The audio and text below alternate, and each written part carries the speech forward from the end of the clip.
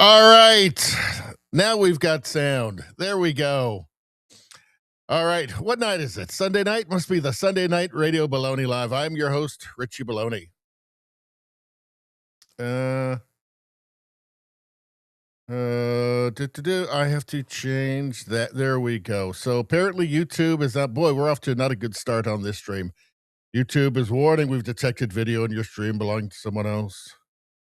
The stream may be terminated. Well, we switched it. So as long as I don't go back, I guess it's that movie trailer one, or that one from the movie. Whatever. Who cares? Whatever. YouTube ain't doing me any favors anyway. I got to be honest with you. All right. Hopefully everything's fixed now. Um, where was I? Yes. So we had no sound to start with. Now we've got sound. Also, for some reason, last time this happened, it's happening again today, is that X and Locals did not connect with the stream. Normally we're on Rumble, YouTube, X, and Locals, and tonight and last time, X and Locals did not connect. So I got to figure something out for that. All right, I don't know. Not an auspicious start for the evening, but it's going to get better, people. It's going to get better. How's everybody doing out there, by the way? We got Rosie, Izzy, we got Danny Ringus out there. Good to see you guys. We got Trudeau's. Do we have Trudeau Survivor in here? We got Izzy in here. Good to see everybody.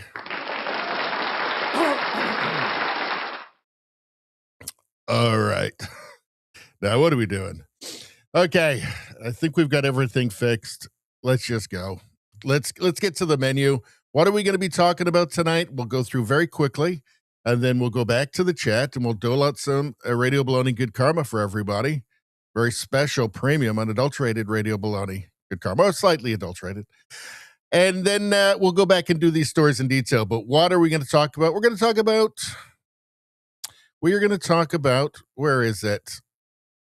Oh, God, I'm off to the worst start of all time. We're going to talk about the LA mayor race. We're going to talk about this Karen Bass, that commie mayor they've got right now. And so it's going to be interesting. Hang around. We're going to look at it. Woke mind virus stuff. What? Teacher took her students on a school trip to a mosque and got all the kids to start praying to Allah. That don't sound right to me.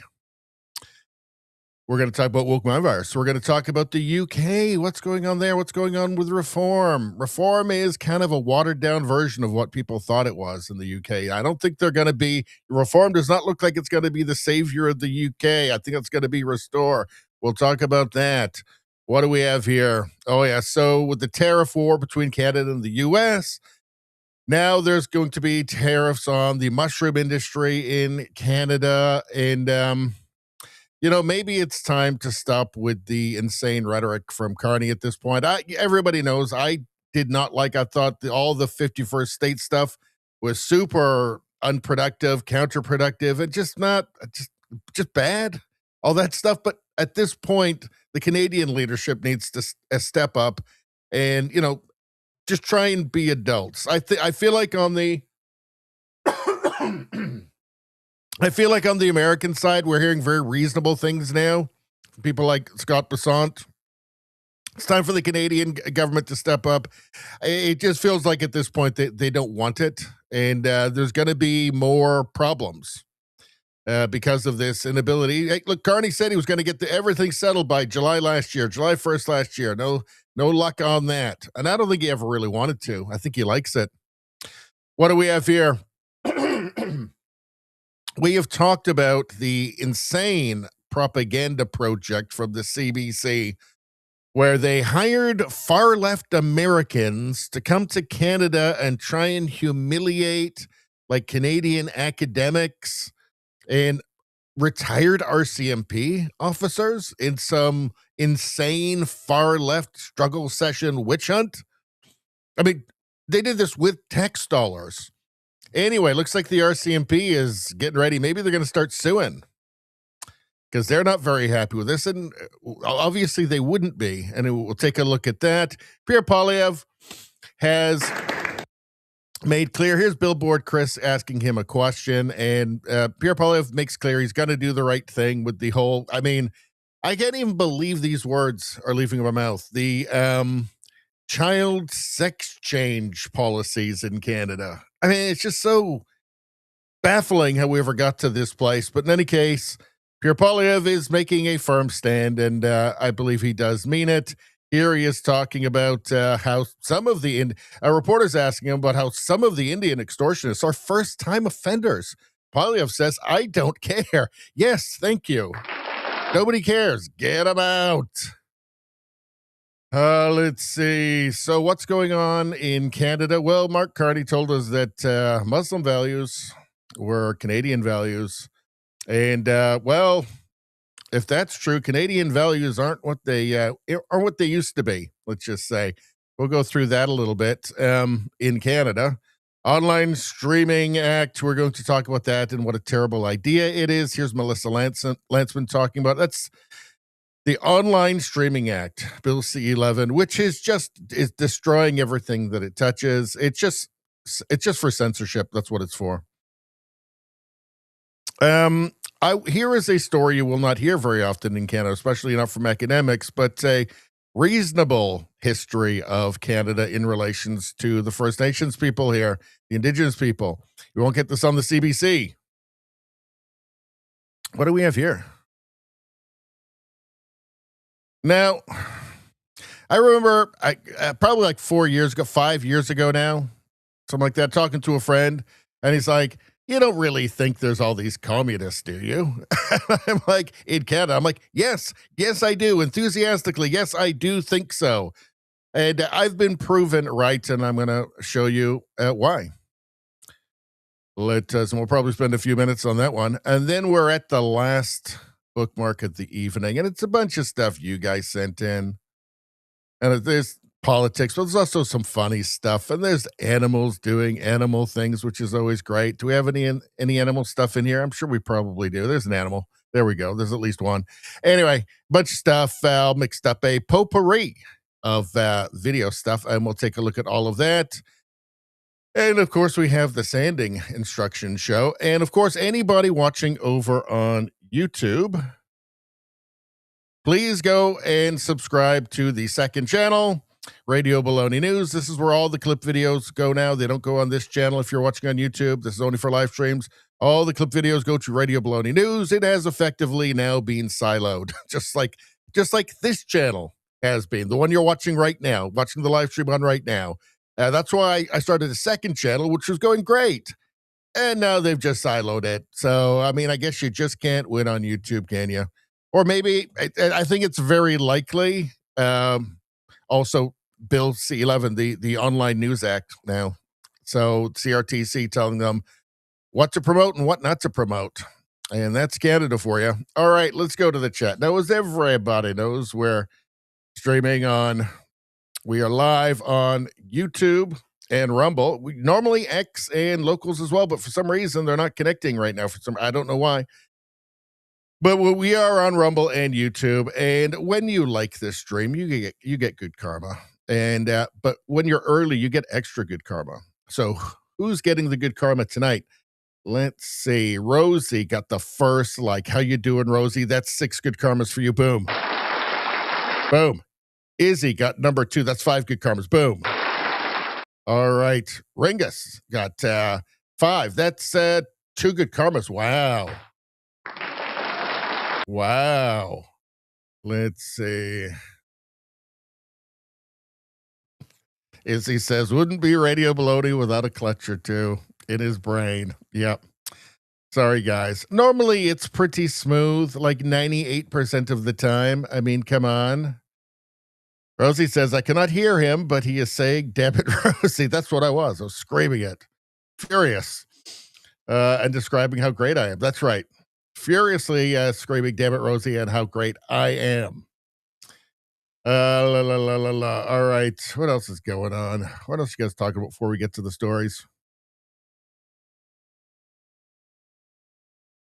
Are we doing premium tomorrow? Yes, we are. So it's going to be business as normal this week. And then on Saturday, I will be off on my trip. And then, I mean, who knows?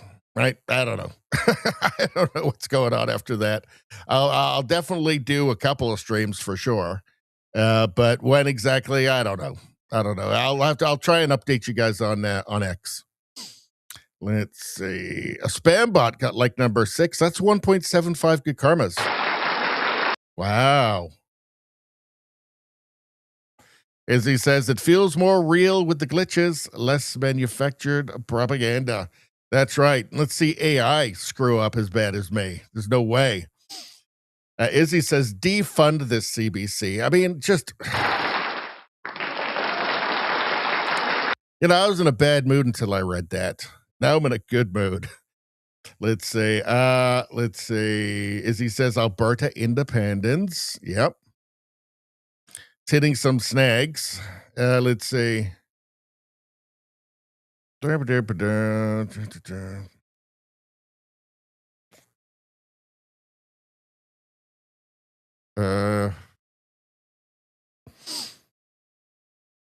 Izzy says that socialists are just commie wannabes. Yeah, I agree with that.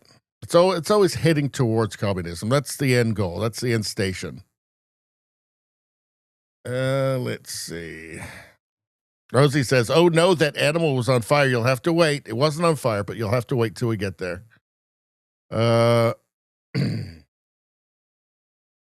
Rosie says, "My husband submits better stuff than I do. He always finds the kinds of posts that are funny, specifically to men. He knows what is funny too, and we appreciate those posts here."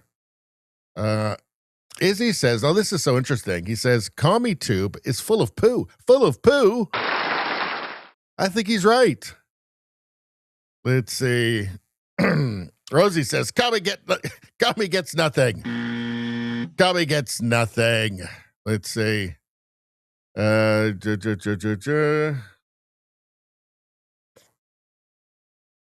no, I'm not even. All right, listen, people. Let's just get to it, shall we? Let's get to this. I better have some coffee. That's what happened. I didn't have a coffee before I started. So that's why the beginning screwed up and why I forgot to turn the volume on. And why I'm so generally confused. I better have another sip. Hold on.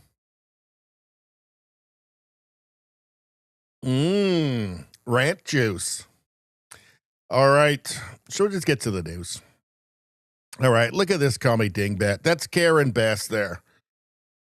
The mayor of LA, Cuban trained commie. Cuban trained communist. In fact, let's do a fact check. Hold on. I know this is not the best way to start the show. Let's do a fact check. Fact check.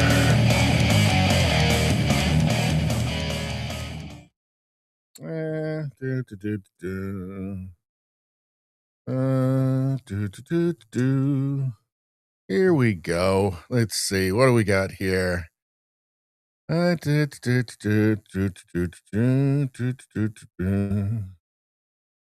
Oh. Well, here's a bunch of stuff. Let's see. Karen Bass eulogized Communist Party USA leader. What's this? Karen Bass, Cuba, and Cold War era simplifications. What else do we have? Do we have anything else here? She says she's not a communist, but she is. Let's see. Karen Bass's history with Cuba should disqualify her. Well, that's interesting. From the Washington Post. Will this be behind a paywall? Will we be able to read it? Let's see. Oh, no.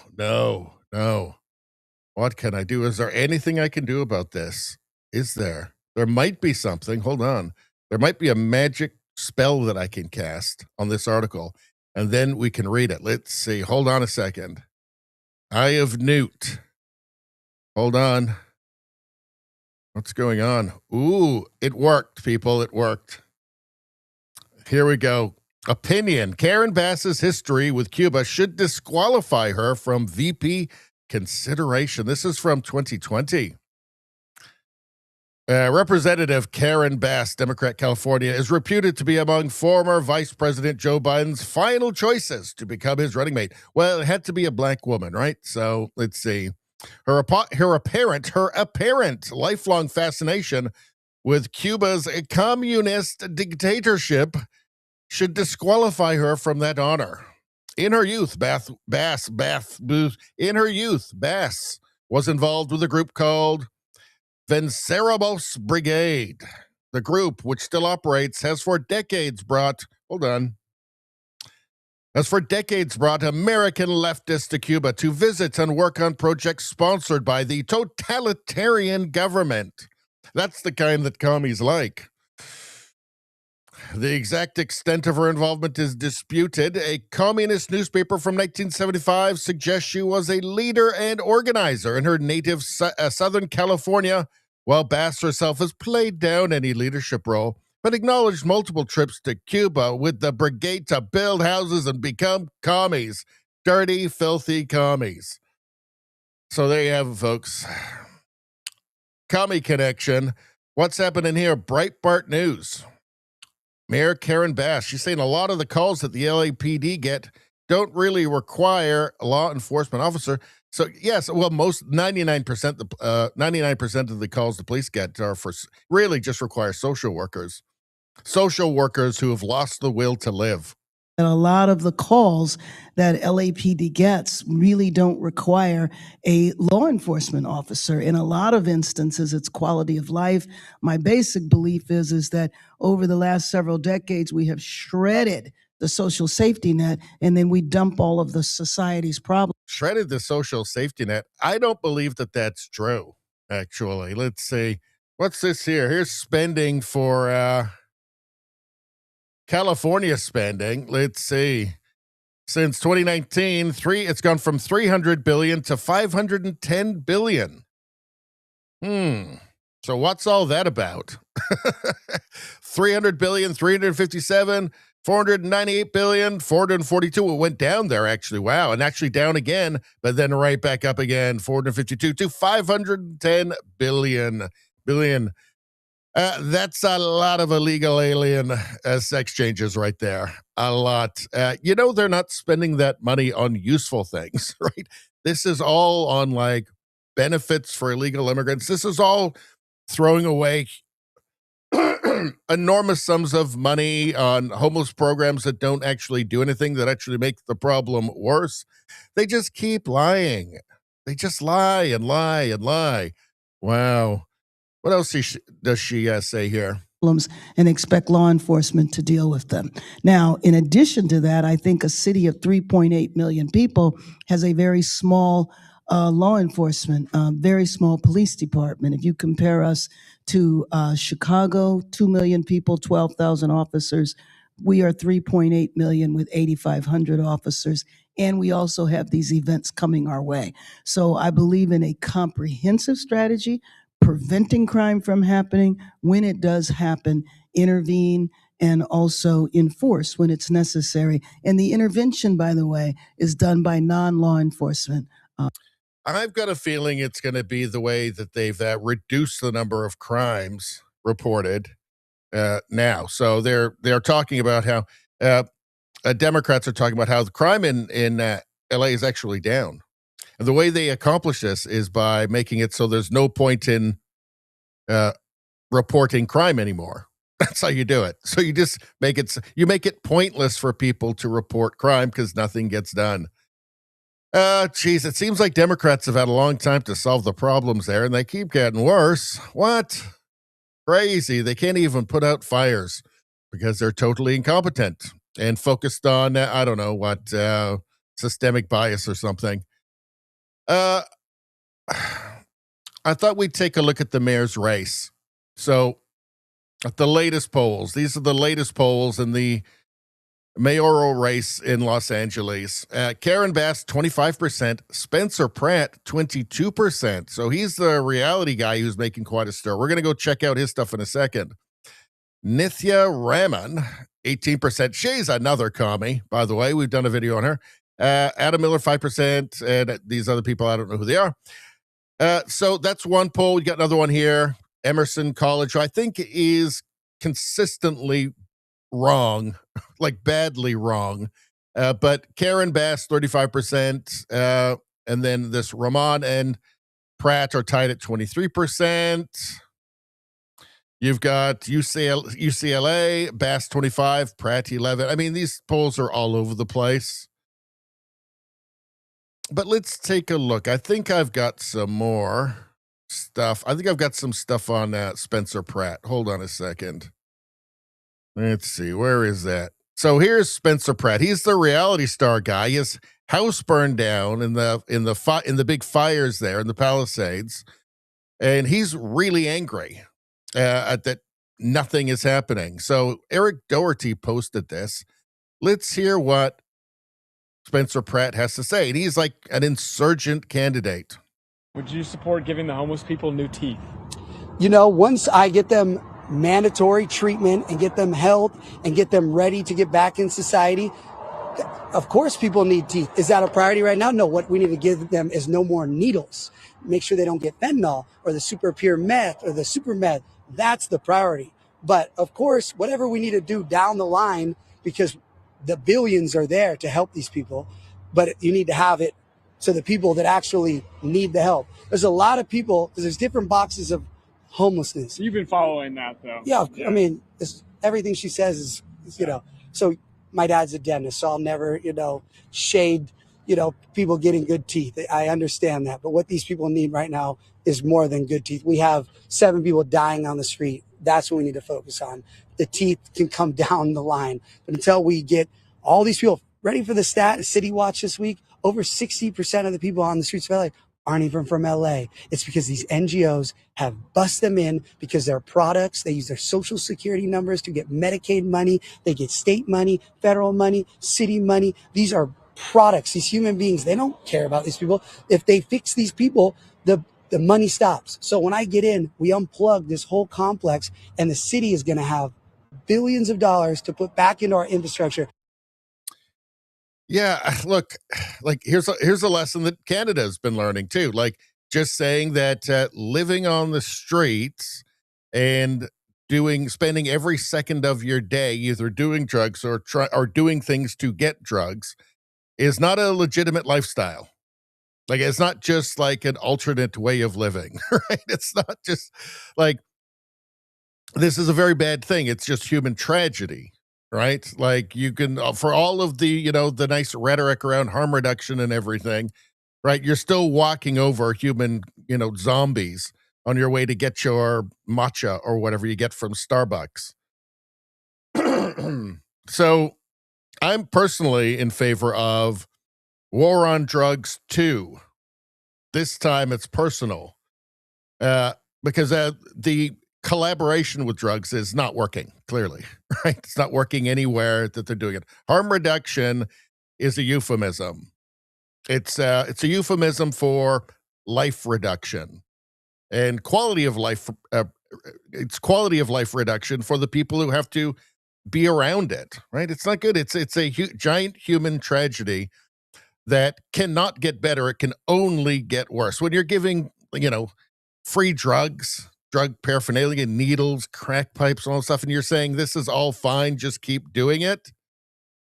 You're not the problem. It's, I guess, society is the problem. You're not helping those people. It's the cruelest thing you can do, actually, to them. But in any case, she's not going to do anything useful, is she? Because she's a commie. What else do we have here? I think we had something else. Hold on from him. Where was it in here? I should have given it its own bookmark. Was that it? I think I had something else. Hold on. No.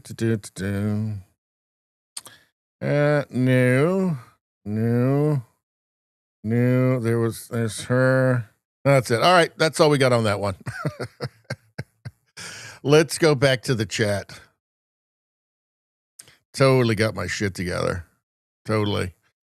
I mean, that's why people come to Radio Baloney Live, for the well-oiled news machine that Radio Baloney Live is. Let's see. What do we got going on here? What are you guys talking about? Let's see. Comedy Tube is full of poo. That's right. We already did that one. Comedy's get nothing. Yep. That's a good one. Izzy says, well, that explains it all. Low on rant juice. Important to keep your fluids topped up. That's right. In fact, I should have some more rant juice right now, actually. Hold on.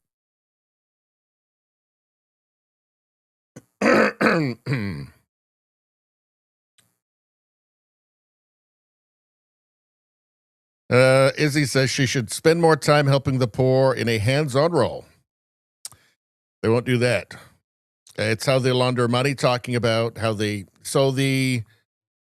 NGOs and the nonprofits, how they get them. Yes, exactly. So it's a business. I think it's an industry for these people. They don't want there to be no drug addicts, no homeless or anything. They need more of them. The more of them there are, the more of them they are, the more money they make. That's it. Rosie says that is the amount of money it takes to shred the social safety net. Yeah. Let's see. Rosie says there was an article saying LA has been importing homeless people. Well, that's what he was talking about there. Let's see. More money needed for the government jobs than these services provided. Let's see. Then he says people are lined up in food banks and government is pissing away money from taxpayers. He says people in Canada need to wake up. Yep, 100%. We'll get into that. Let's see. Yeah. Izzy says, yeah, helping users isn't helpful. Drug users, I mean, not computer users. The thing you have to understand about addiction is that when people are in addiction, you can't treat them as if they're just another person. Like they're insane. They're functionally insane. Their addiction renders them insane, especially when it's like heroin, like opiates, crack or something. Like it essentially just turns them into crazy people. Even booze, right? I know from experience. Addiction renders you irrational and insane. You should not be treated as if you're in your right mind, as if you're competent. You just shouldn't be, because you're not.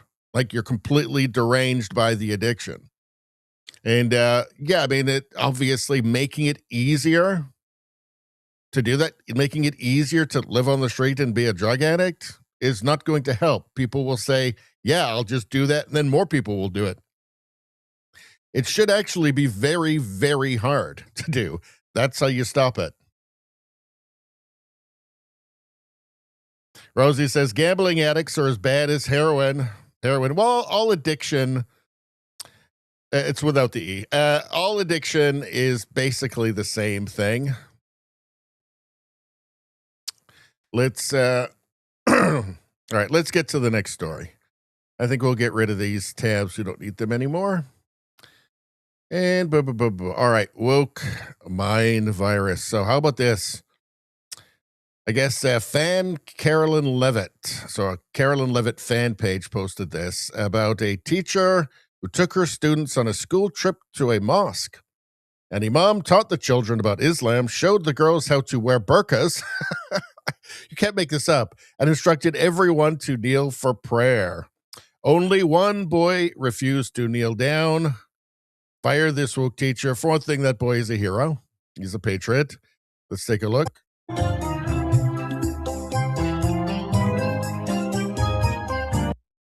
The teacher should be fired. I mean, I thought the left didn't want religion in schools, right? No, it turns out they just don't want Christianity in schools. Anything else is fine. I mean, did they actually show the girls how to wear burqas? To advertise themselves as property? Wow. Yeah, I say fire the teacher. Fire the teacher. Don't need this. This is, in fact, I mean, these are the forces arrayed against sanity in the Western world. Totally, just suicidal empathy, right? Suicidal empathy. Christian Hyens posted this.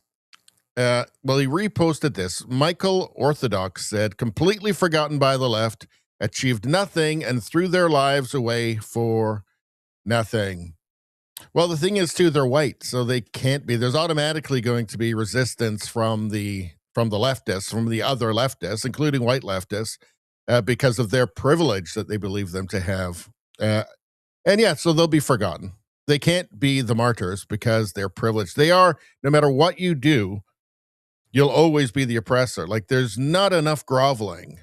There's not enough humiliation rituals for you that you can perform that will make you not the enemy. Still, you'll always be the oppressor, no matter how much you're humiliating yourself or groveling. I mean, I can't even, honestly, I can't remember their names. I can't. I've already forgotten their names too. Christian Hines says, you can give up your own life in service to leftist causes, and leftists will completely forget about you. And leftists will completely forget about you in 3 weeks because you're white. Yes. Remember that soldier who set himself on fire for Gaza? And then leftists went on X to tell their followers that they'd, quote, better not celebrate a white man who wore a uniform. This is an ideology that demands a level of totalizing commitment that rivals Islam, even as it treats its lowest caste members, white men, as borderline subhuman. Yep. Yeah, it's baffling that anybody could have such a lack of dignity and self-respect that they would buy into this stuff. Right? You can't win. It's not a game you can win, people.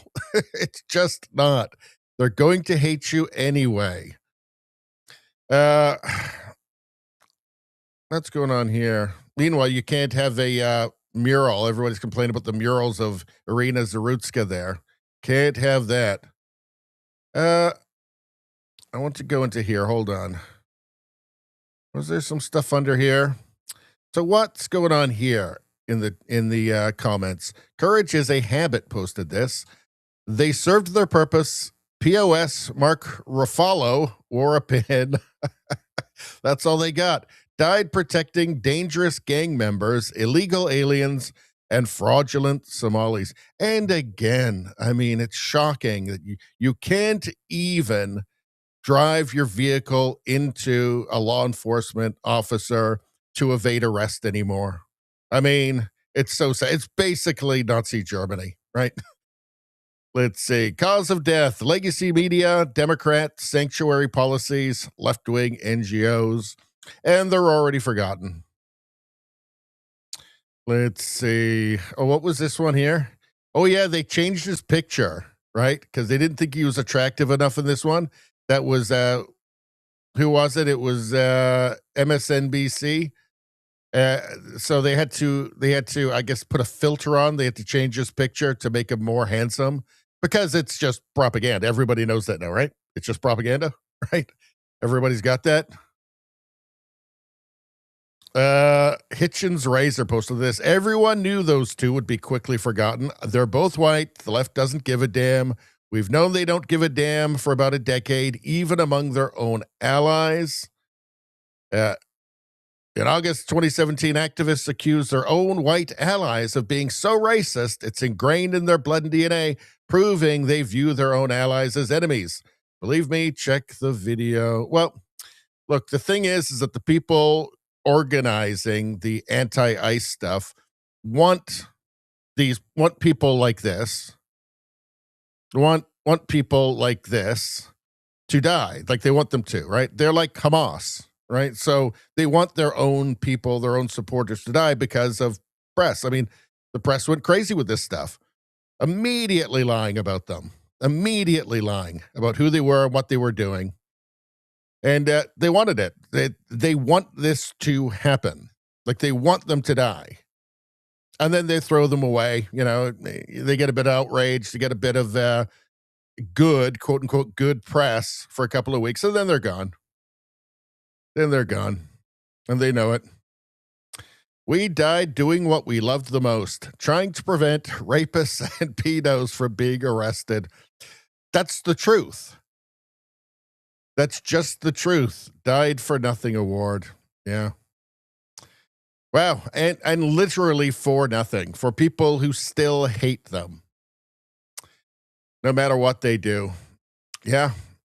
It's pathetic, actually. Let's see. All right. I think we got everything here. Let's go back to the chat for a second. Why not? I think we're a little short on material for tonight, so maybe we'll do a lot of crowd work tonight. What's going on?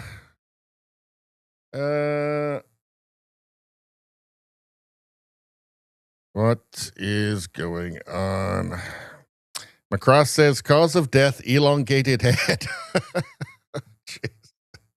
Oh, no. Ringa says, you would not believe how many people in Belleville, Ontario are homeless and on drugs. Oh, I would believe. In the hospital at the parking lot, when I was visiting my mom, a person was smoking crack.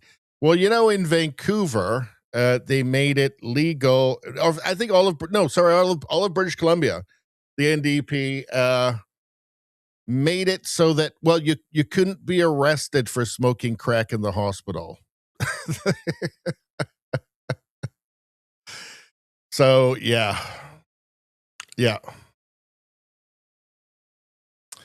Let's see.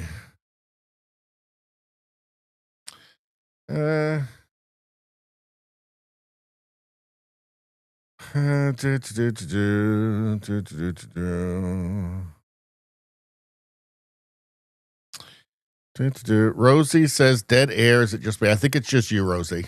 Did you accidentally press the mute button?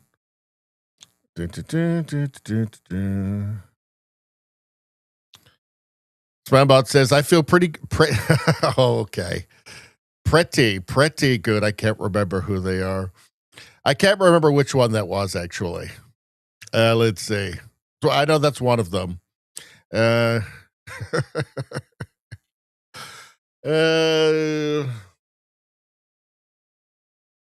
see. All right. Let's get on to the next thing, shall we? On to the next nightmare. So what's going on in the UK? Let's take a look. We do the whole world on this show. We cover the news from the whole world. Most people, I think, learned quickly, I think smartly, that if you want to grow your channel, you hyper focus on one thing. And that's great. And people do it. And I see them and, and I see how many subscribers they have. And I say, that's wonderful for them. But you know what? I just can't do it. I can't obsessively focus on one thing. I have to do lots of different stuff. And I think you guys like it. So it's a small audience, but you guys are all interesting, discerning, curious people who are interested in like the whole world, not just one narrow little bandwidth of stuff about, I don't know. I don't know, Thomas Massey or something. Aren't there like entire channels just devoted to Thomas Massey? Just 8 videos a day, Thomas Massey. Let's move on. Basil the Great posted this. So here is Robert Jenrick of Reform UK. And the reason that Restore UK, which is the newest party, with Rupert. Actually, we'll get into that later. So here is Robert Jenrick from Reform UK talking about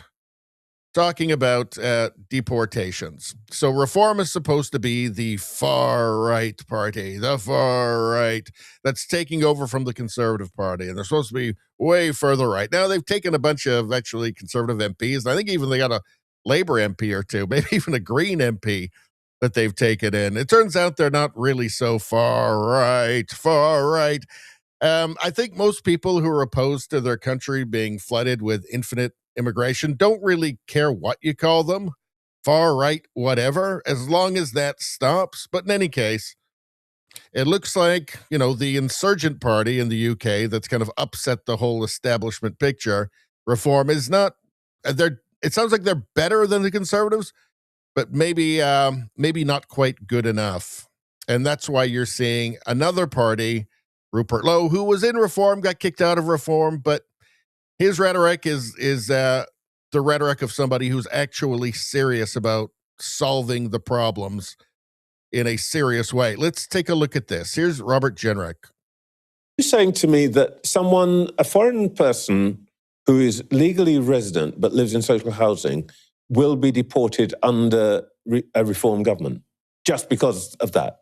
They live in social housing. Well, not exclusively because of that. Well, that's what. But if you just said that's what you agreed with. If they fail to meet our criteria because they're not in work or they're not working in as many hours, not earning enough money, then they won't be able to renew their work visa because ILR won't exist, and they'll be asked to leave. Oh, so you don't agree with that? That is fair. You don't agree with all of Restore's let me policies. finish on the point about. You're saying to me that a foreign person who is legally resident but lives in social housing will be deported under a reform government just because of that? Well, legal resident, but not citizen. And why should British taxpayers have to subsidize the housing of people that are just there? I mean, even if they are working full time, like they have a housing crisis there, right? Like young British people can't afford housing, or even old British people. I mean, it's become a major problem, the same way it has in Canada because of mass migration. So why should they have to subsidize other people to live in the homes that they should live in themselves? It makes no sense, right? I mean, this should be a popular thing, regardless of, whether they're working or if they're working part-time, just period. Why would you want to do that to your own people in the first place? Regardless if they're working full-time, why would you want to do that? Why would you want to give away housing that you could be living in, right? And then have to pay for it, pay for somebody else to live in it. It makes no sense to me. It doesn't feel like the kind of thing that anybody would actually vote for. All right, what else is going on there? So here's the kind of stuff that the British people have to pay for. Let's see. Afghan migrant goes on knife rampage inside a supermarket. An Afghan migrant identified as Milad Panshiri entered a supermarket in Bradford armed with a 6-inch knife. Wow. So an immigrant from what's essentially like a 7th century country hasn't integrated well into modern Britain. And I guess he doesn't like alcohol because, it's bad. So he's mad. He's mad at the country who welcomed him in and is doubtless paying for everything for him as well. So I don't know. Do you really want to pay do you want to have to pay for his housing? Would somebody want to have to pay for his housing? I'm not sure. I'm not sure if people would. Let's see. Here's John Cleese. He's really getting based these days. What does he say here? So he's responding to London Mayor Sadiq Khan, who was very upset with the Unite the Kingdom rally, right? And that's a rally. I mean, it is because of mass immigration that people are having to have these massive rallies with hundreds of thousands of people, right? Because they're not represented by their own politicians, certainly not by Labour, right? So they're having to let their wishes be known. What does Sadiq Khan, the Muslim mayor of London, have to say? More than 2 days now since they made comments that are clearly racist, anti-Muslim and Islamophobic.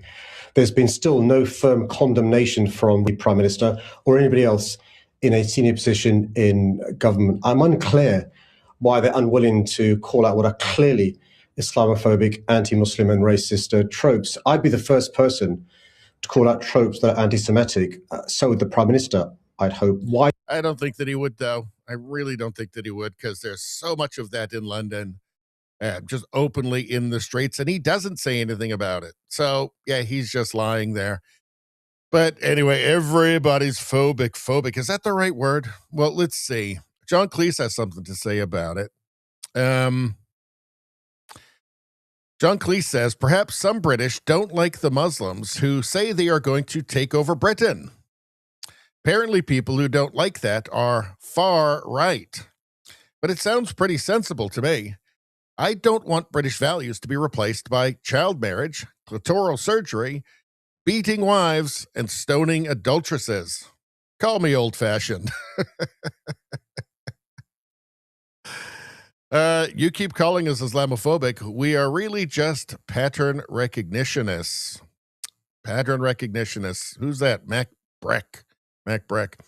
So I think it's, the many terrorist attacks that they constantly have to deal with in the UK might have opened up the eyes of people like John Cleese and the many and the many people who go to the Unite the Kingdom rally. or the many, many people who went to the United Kingdom rally this year and also last year. Here's another far right. The far right has a new weapon, glamorous shug women. So pretty girls are the next big threat to civilization. Look at her. Look at her. I think she's preparing. She's getting dressed. She's picking out her outfit for invading Poland. Let's see. Look at this bigot here. He was at the Unite the Kingdom rally. Look at this bigot. Let's listen. We've got to have borders. Without a border, we don't have a country. Nothing but magnificent, superb, friendly, warm, inviting, hospitable. I've run out of adjectives. I'm here today because I'm very, very worried about the future of this government that's actually turning its own people against each other. I was actually born here. My family moved here from Nigeria to make me a better life. I am very grateful for the United Kingdom. I was actually born in Aldershot, home of the British Army, and I have a great respect for the military. And what he's done to the veterans, that Mr. Starmer, is very, very disappointing. So it seems like they don't have a big problem at that rally with people who actually buy into, British culture, British values, and are proud of the country, huh? But phobes, all phobes. There's another phobe there. Yeah, so John Cleese has made the point that maybe it's not phobia. Like maybe this isn't phobia. Maybe it is, or having your children murdered by people like this. Maybe that's not a phobia. Maybe it's Islamo-skepticism is what he calls it. Islamo-skepticism. So, and I think that works, doesn't it? I think that works. All right. Let's get rid of that one. Let's go back to the chat for a second, people. Let's go back to the chat. What do we got going on now? What are you guys talking about? You guys better be talking about the videos. Better not be talking about like what you have for dinner, or I'll be pissed. Let's see. Actually, maybe do an ad. Is there anything worth me doing? Not really. Not really. What about like Rumble Premium? Let's do it. Let's go.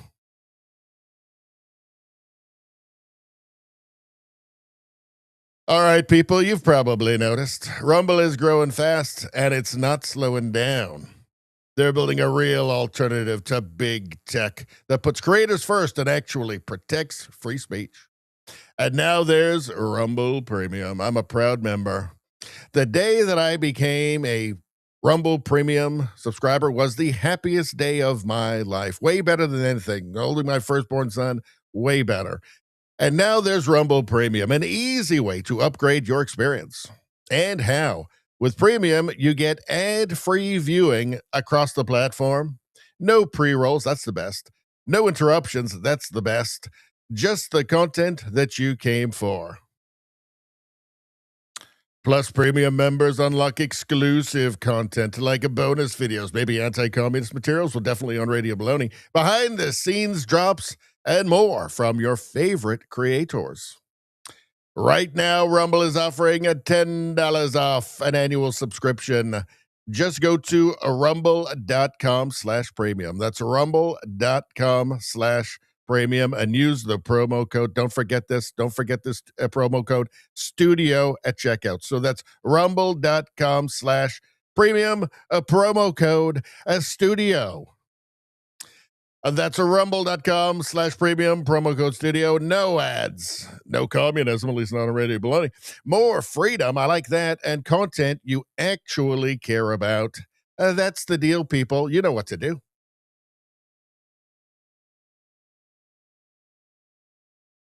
Well, that felt pretty good. Felt pretty good. Like that's what I was born to do. Beautiful ad copy. I was born for this shit. Let's see.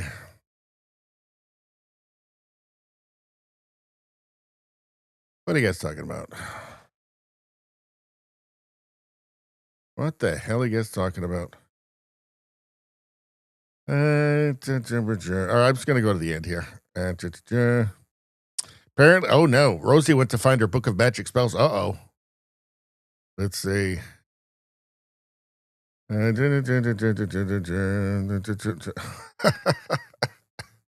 did I tell you about updating software, Rosie?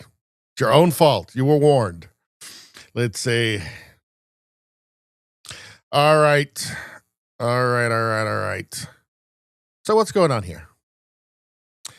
So on the issue of the Trump tariffs, the failing trade talks between the Carney administration and the Trump administration, it seems like Carney is not interested in actually getting a trade deal. I think he sees political advantage in not doing that.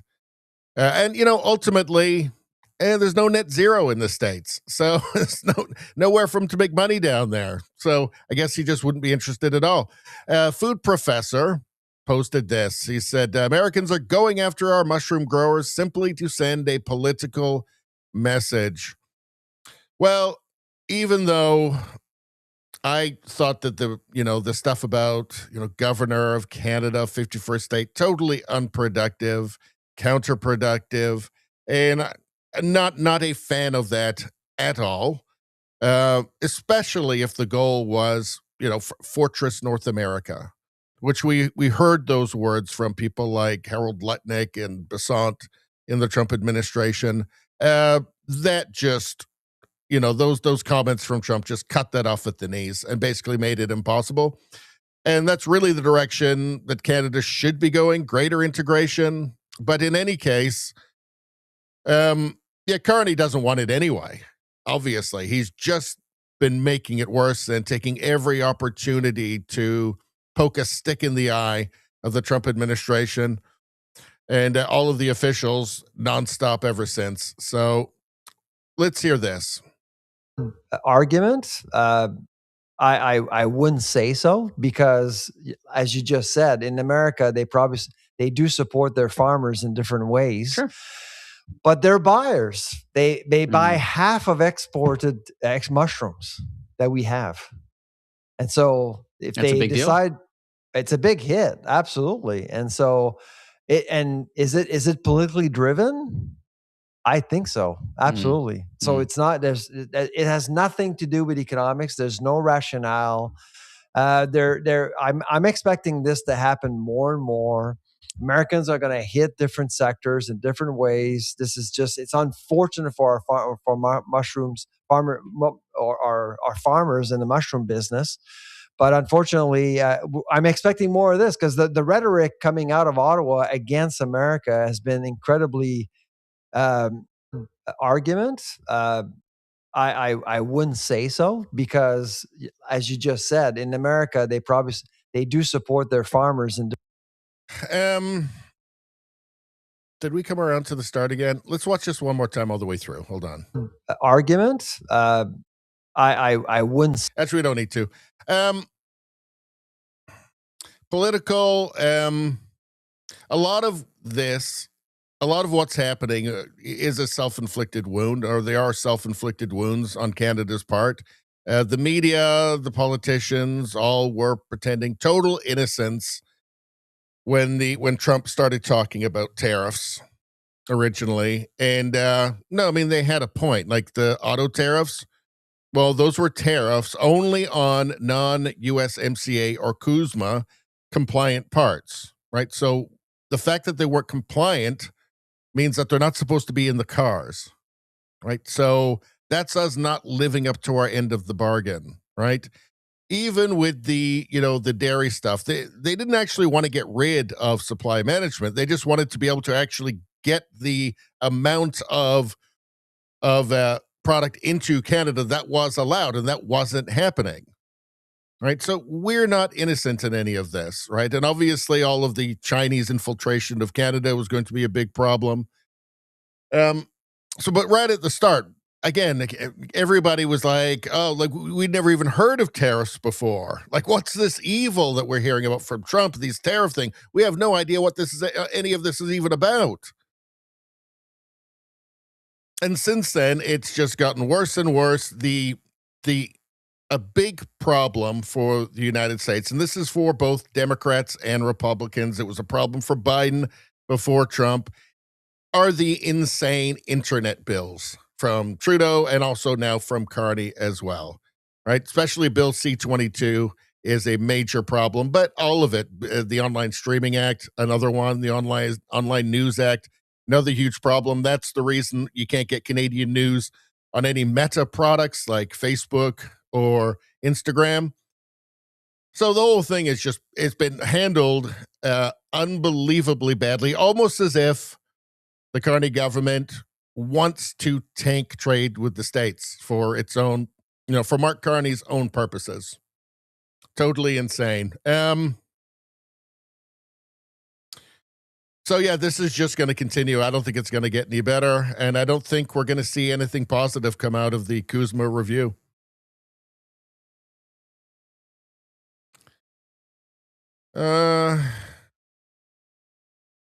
All right, I think we can move on from there. What do we got next? All right, so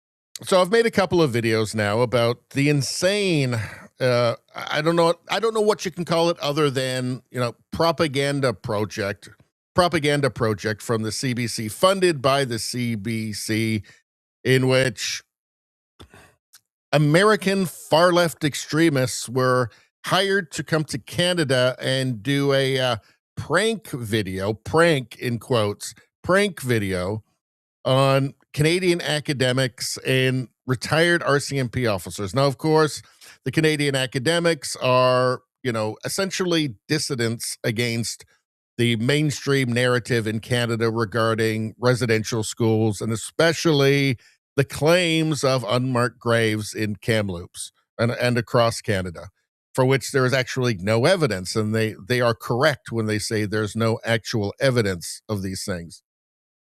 And yeah, so far left Americans were hired to come to Canada and to attempt to film the humiliation of these people that they had lured in under false pretenses. Just tricks, just lied to them, right? And by the way, there is some legal jeopardy in Canada for doing these things.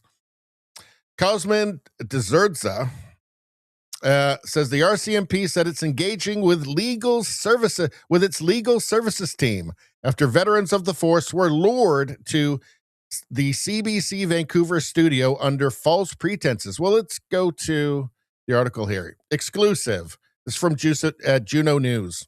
It's from Juno News. RCMP engaging legal team over CBC sting targeting veterans.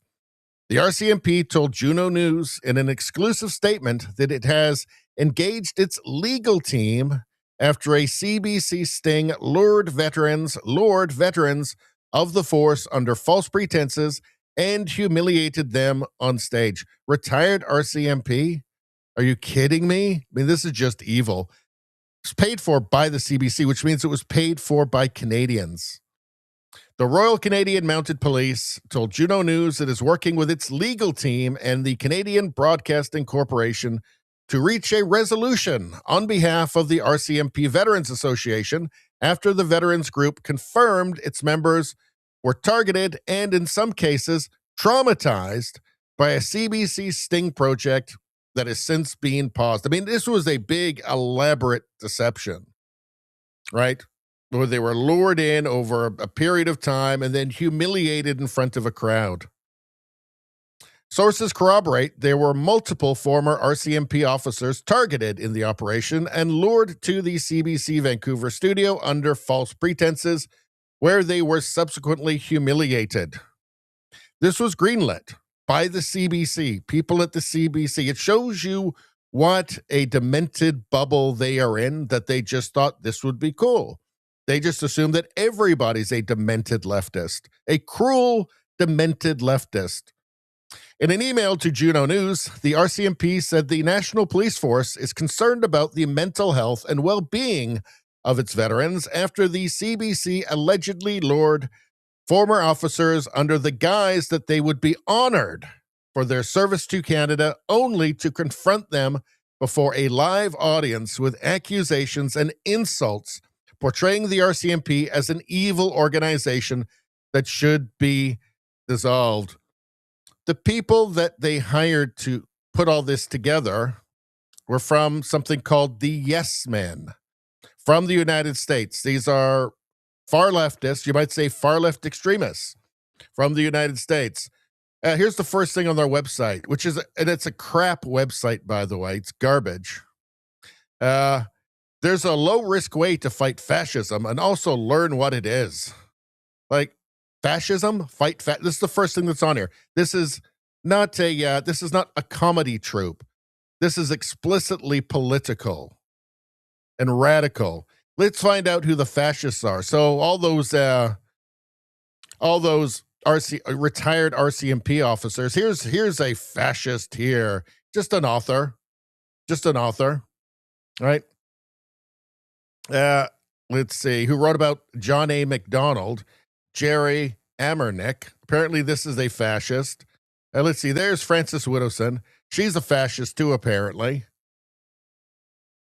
Where is Lindsay Shepherd? Here's another fascist right here. The CBC paid a lot of money to bring radical far-left extremists to Canada to humiliate her and these other people. Think about that.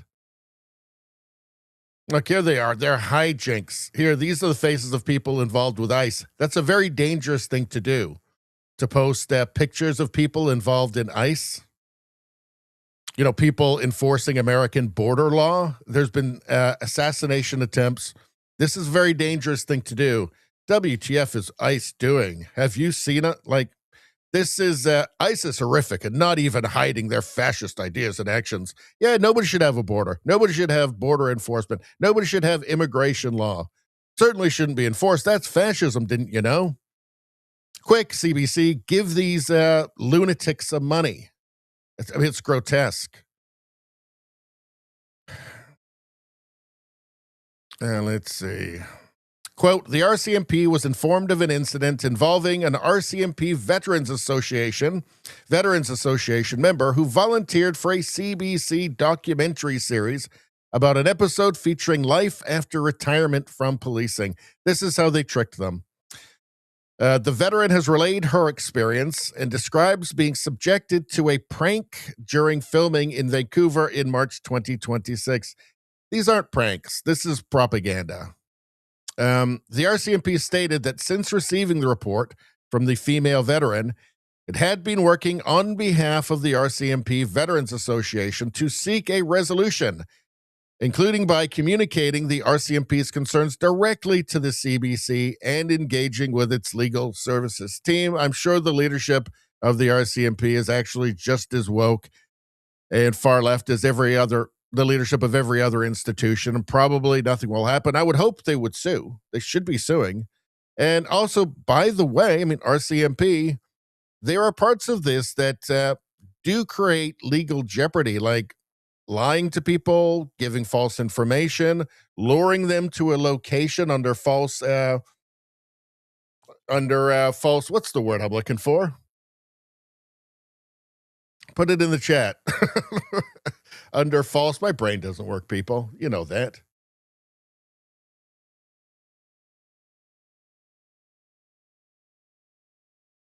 But yeah, there does seem to be some legal jeopardy here. In fact, let's hold on a second. False pretenses. Thank you, Trudeau Survivor. My brain. Let's do something quickly. Let's do something very quickly here. Everybody start your PhD thesis. Let's see. I want to ask Grok something. Grok is pretty good with this sort of stuff. Let's see. Could there be charges laid regarding the CBC? Hold on.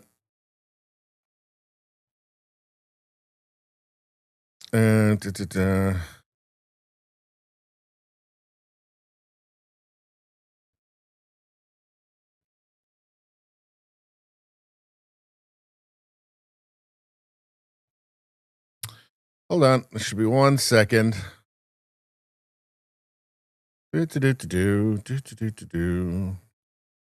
go here for a second while it's thinking. Let's see. Izzy says, good time to learn how to write driver code.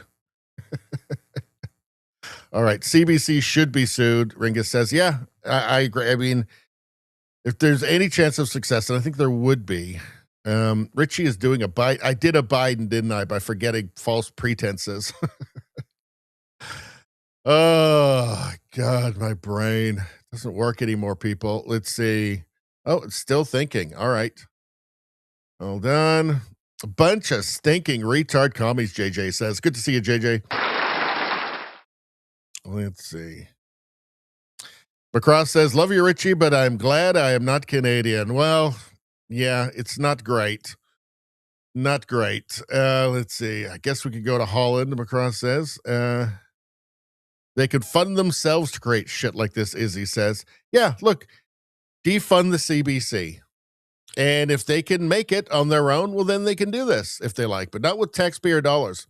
Yes, charges could potentially be laid, though criminal ones would be a stretch and haven't been announced, while civil lawsuits look far more likely and are already being prepared or considered. Oh, let's take a look from this, the hub. Hold on. CBC-funded prank shows deceptive tactics raise fraud and legal concerns. That's from a lawyer. But which lawyer? Let's see. Producers of a co-produced CBC and Aboriginal People's Television Network TV show may have committed civil fraud against their targets. A Toronto defamation lawyer believes, after reviewing the facts currently available to the public, Dennis Gregoris, a Toronto-based civil litigation and defamation lawyer at Gregoris Law, says that the public evidence involving these CBC-funded Northland tales show producers allegedly using fictitious corporate identities, false names, and fabricated websites to induce targets into consulting agreements and on-camera interviews likely amounts to fraud under Canadian law. So there you have it. I mean, let's see. Could criminal charges be laid? Possibly under the Criminal Code's fraud provision. It covers anyone who, quote, by deceit, falsehood, or other fraudulent means defrauds another person of any property, money, or valuable security, or any service. Well, Lindsay Shepherd, they actually hired fraudulently to advise on the creation of a John A. MacDonald doll, basically.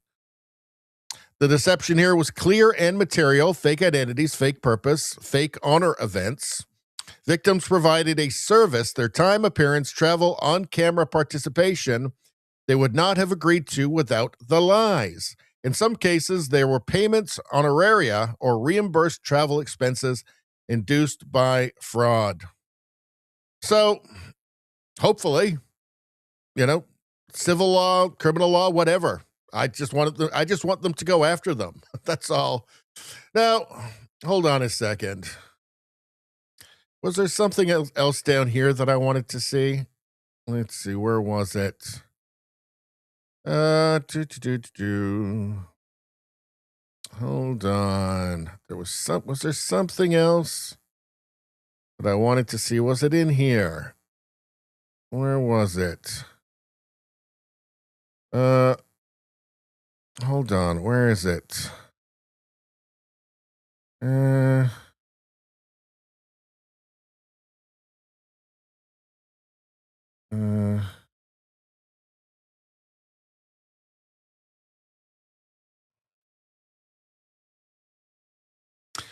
Nothing. Never mind. Never mind. So, let's see. Yeah, I mean, I would think that the RCMP, the leadership, should be furious about this, because it's just cruelty, for one. It's just cruel. And this isn't punching up. This is punching down. You're not supposed to do that, right? Now, of course, in the leftist mind, it's punching up because they're retired RCMP, because you have dissident academics. These are not powerful people, right? They're not attacking the powerful. This is the state attacking the powerless. Right? This is the state punching down. This is the state intimidating the population into silence. That's what this is about. Okay, because these aren't wealthy. These aren't the Laurentian elite in this country. Right? They don't have endless money for lawsuits. Right? These are really just normal people being attacked by the state. By an extremely cruel state. In this case, an incredibly cruel state. This is what it has come to in Canada. This is what the CBC has come to. Defund them hard, and as soon as possible. Of course, that won't happen while there's still a Liberal government. Carney will just throw ever more money at them. But when the time comes, they got to be defunded, and they got to be defunded with extreme prejudice. All right. And I think that's it. Everything we got for that. All right. Let's get rid of those tabs. We don't need those tabs. We don't need those stinking tabs. What's going on here? Let's see. What are you guys talking about? Let's see what you guys are saying in the chat. Nevada says, more commie hate. Yeah. Izzy says, pretty ballsy to go after retired police veterans. I mean, it's just unbelievable. It's shameless is what it is. It's shameless. But it does reveal, like, the psychology of the modern leftist, right? Like, they just see retired RCMP. These are the defund the police people, right? These are the, everything is an oppressor narrative people, right? So cops are bad. They're just always bad. So dragging in some retired RCMP officer to humiliate them is just that's a civic good. Why wouldn't you do that? They were evil. They did evil stuff. They enforced the law. I mean, there has to be a lesson learned here. Like, there has to be punishment. Heads need to roll. People need to be fired from the CBC, and there has to be lawsuits.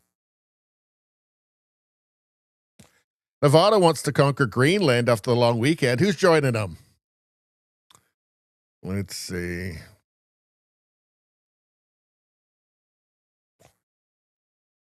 Bunch of stinking retard commies, Nevada says. Bunch of stinking retard commies. All right. Let's see. I did a Biden. Let's see. CBC should be sued. Ringa says, yep.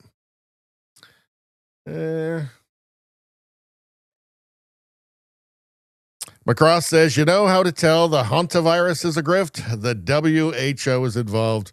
It didn't last long, did it? It didn't last. It wasn't really fertile ground for that one, for locking down society, the hantavirus. Let's see. Ringa says, the new prime minister for Hungary defunded their state media. Good. Good. Let's see.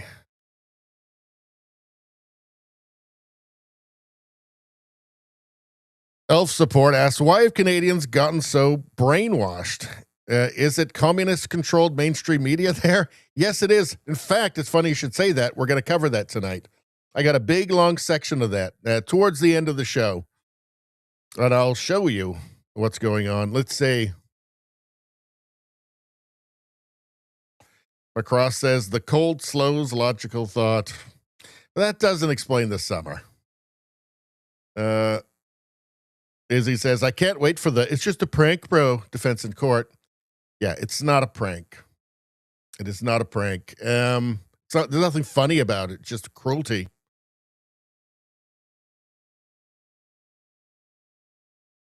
What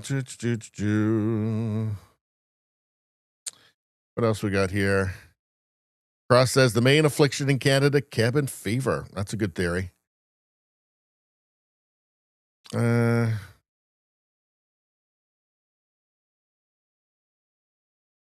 Elf Support says, how you doing, Elf Support?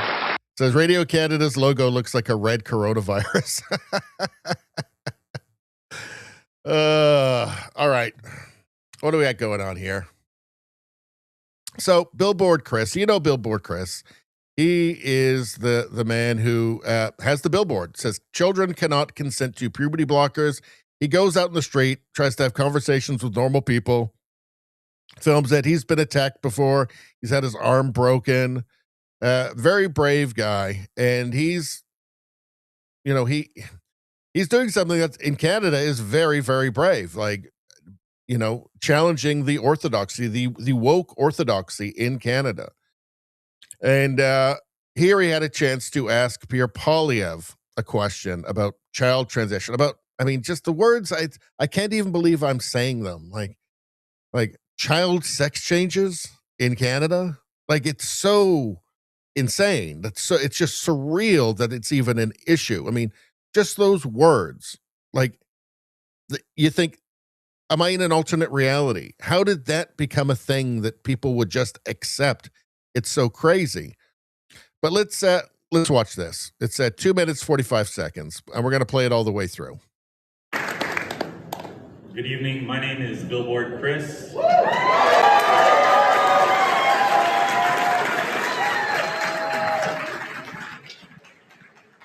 parents had a lot of foresight when they named me, because I traveled around the world with a sign that says children cannot consent to puberty blockers. And I have conversations with people because I consider this to be child abuse.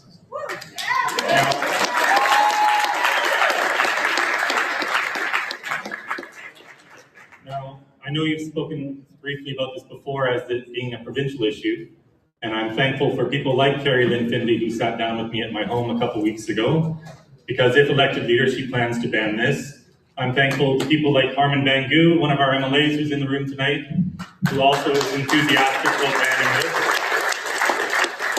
But we have a couple federal bills, namely C-16 and C-4, which do not help. We have a lot of federal funding from the government, which goes to organizations which push this idea in our schools that there is such a thing as a child being born in the wrong body. And children are being chemically castrated, they're being maimed, they're cutting off the breasts of girls as young as 14 years old across Canada because of this idea, this abusive idea that they were born wrong. So you're going to have to get to your question. Very important, but get to your question. I'm getting to it. This is important. This is the biggest child abuse scandal in the country. So my question is, what does the federal government plan to do about this? Because it's not just a provincial issue. The Conservative Party should be leading on this. It's a winning issue. And I would like to know, as leader of Canada, what you plan to do to stop this child abuse. Now, equivocating here is not going to be enough for Canadian Conservatives, right? He has to give a forthright answer here. That's what we expect, right? And he does.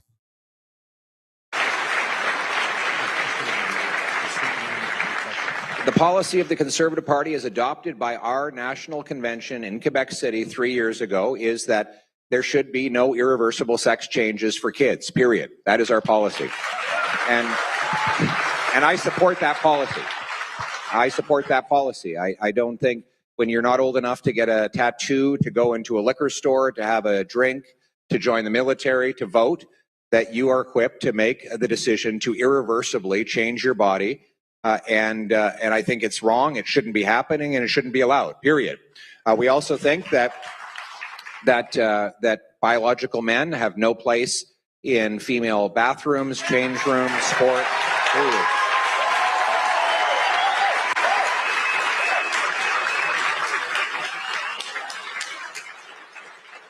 And our policy as a Conservative government would reflect all of the things I just said. Thank you.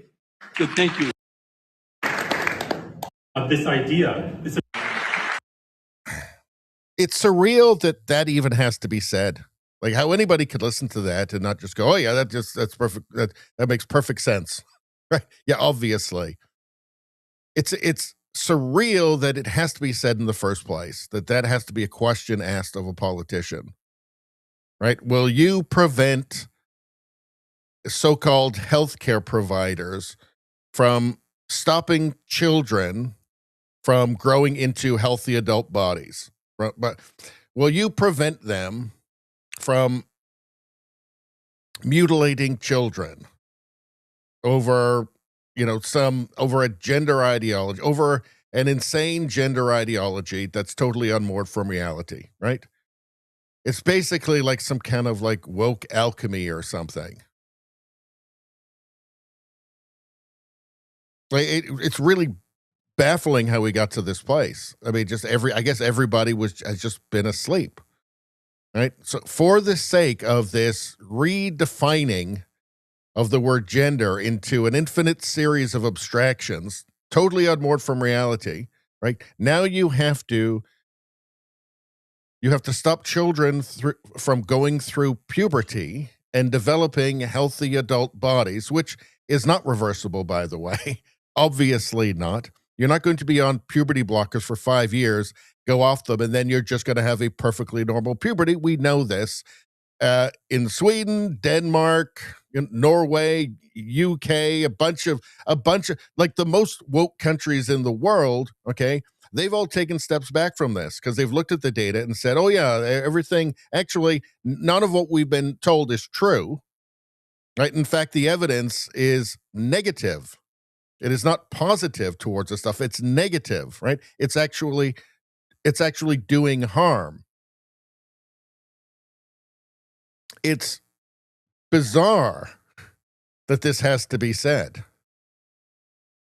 No, you can't lie to children, tell them that they're born in the wrong body, tell them they can be something that they can never actually be, and prevent them from growing into adult healthy bodies. Never mind what they're doing to them psychologically. I mean, that's crazy, right? That's alternate universe stuff. I mean, how does that happen? I mean, yeah, sure, it's a frog boiling in a pot, I guess, but just the very notion of it is so insane. How did it ever get to this point where Pierre Poilievre has to be asked that question in the first place? Total and utter madness. But anyway, that's the right answer. That's the way forward, and that is going to have to happen. And again, like, it's not like Canada would be trailblazing, right, by doing what Pierre Poilievre says. No, that would just be following what the wokest countries in the world are doing right now. Of course, Canada will be the last one standing on the gender madness, of course, because it's Canada. And I think Canada has a uniquely captured media too, which is why these ideas are persisting here. And it's a tragedy. This is why, I'm afraid all of the government funding for media is going to have to go the second we have a change in government. Here's another. All right, so here's Pierre Poilievre being asked about. Here's Pierre Poilievre being asked about castle law, essentially. Should Canadians be able to use whatever force is necessary to defend themselves and their families in their homes, which is not an automatic in Canada right now. You actually don't have that right. You're most likely to be arrested if somebody breaks into your house in the middle of the night, armed or not, and you defend yourself violently against somebody who you have to expect is going to be violent to you or your family. Let's take a look. So private property doesn't just include housing. It also includes our personal belongings. And today, if someone ran up to me and tried to steal my phone from me, and I used force to defend myself and to reclaim what is mine, I'm going to be the one who gets in trouble with the law. So what would you do if you were prime minister to change the laws on the books to prevent that from happening and to actually punish the offender instead of the victim? We're going to be passing a castle law, a self-defense law that allows you to protect yourself.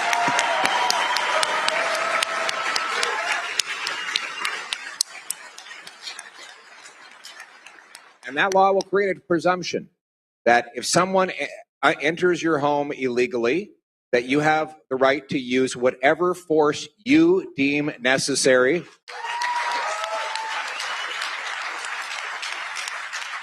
including lethal force, in order to protect your family, and it is presumed that your actions are lawful in that event. We believe that you have the right to defend your home, and if anybody thinks it's cruel or unkind, it's very simple. If you don't want to be taken out by a homeowner in their living room, Don't burglarize their home. Very simple.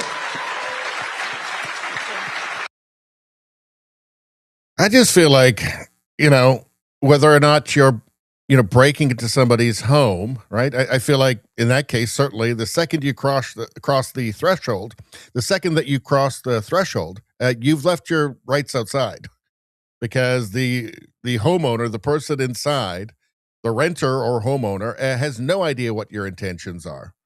And they are going to have a massive spike in adrenaline. They're not going to be thinking straight. And how you can expect them to behave reasonably. You walk around the corner in your house and all of a sudden there's somebody standing there. How you can be expected to all of a sudden have this very moderate, reasoned response to that is madness. Obviously, you're not. You're not going to be able to. You're woken up in the middle of the night. You're drowsy, and there's somebody standing there. Yeah, you can't be expected to go through a checklist of the things you're supposed to consider before you take action. That's total insanity, right? Yeah, whatever force you deem necessary, whatever happens. That's the way I see it. Hey, and if somebody runs past and steals your phone and that person gets hurt and you're recovering it, no, don't steal the phone. Are we going to protect private property or not? So, and I absolutely support the most extreme remedies in that case, right? And I think that's where we need to go.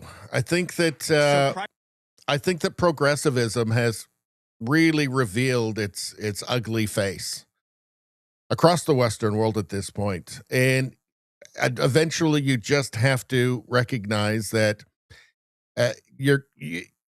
government can't just be this all-consuming mother.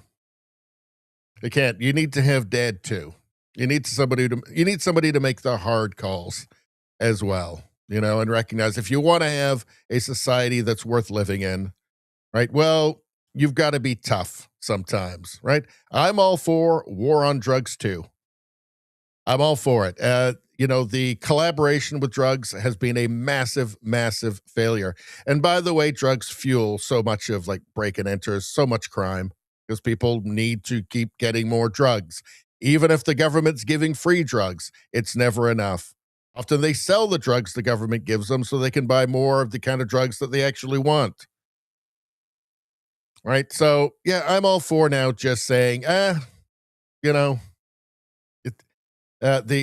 reduction is just life reduction, actually, and peace reduction, and, livable society reduction.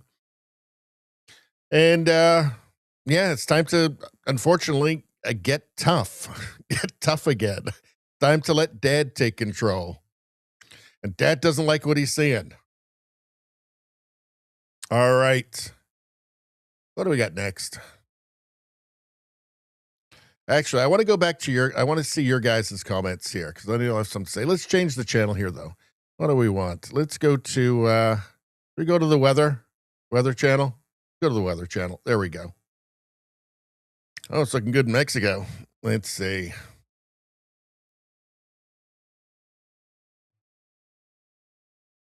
Let's see. Elf Support says, are you guys in fear of USA liberating you? Thoughts on Alberta's independence struck down. Only morons think that the U.S. is going to invade Canada, right? There are Canadians who think that. There are Canadians who think that there's going to be Trump at the head of an armored column driving across the Ambassador Bridge to invade Canada. But that's obviously not going to happen. It was never going to happen. Of course, Mark Carney tried to play on those fears. I mean, it's just the most cynical thing in the world, right? Knowing something, that is never going to happen. It's totally absurd, but still playing up to the fears of the stupidest people in the country. Alberta's independence struck down. It was always going to be a long road for Albertan independence. It was always going to be a long road, even if the referendum were to go ahead in October. looking at the numbers, and even if the polls are really biased, I still don't see the way forward. I think it would have been. I think it would have been lost, the referendum.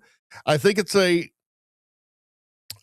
maybe a blessing in disguise for Alberta independence people. I'm still hopeful that we can have a united Canada, right? That works. But I respect Albertans' right to determine their own future, their own fate. And I think it might be a blessing in disguise because they didn't have enough time to get that 51% of the population of Alberta. I don't think. Maybe I'm wrong, but I don't think so.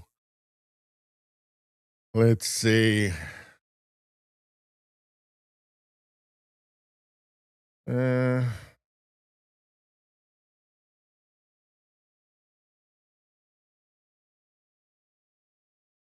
Let's see. Macross says, I don't quite get it. For the age of 8, if you threaten to cut off parts of my body, I would become Michael Myers.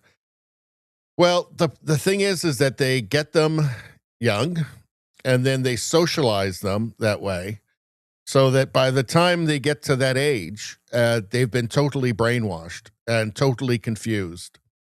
And it's really, it's sick, actually, what they do.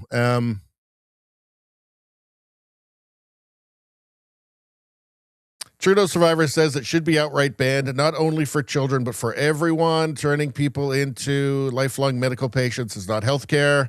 Healthcare is making the body function the way it was intended. Well, the idea that anybody's born in the wrong body is totally incoherent. It doesn't even make sense. It does not make sense. It's the only body you're ever going to have, right? And the more we learn about adults doing it, and the more we hear from, people who did it as adults and then later regretted it because the consequences are really gruesome. Like, there's really unpleasant stuff.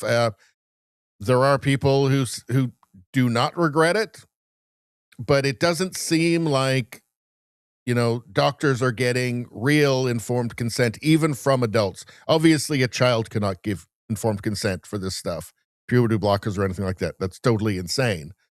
But even adults are not getting it. It's big business. It's a lot of money. And then there's the ideological aspect to it as well.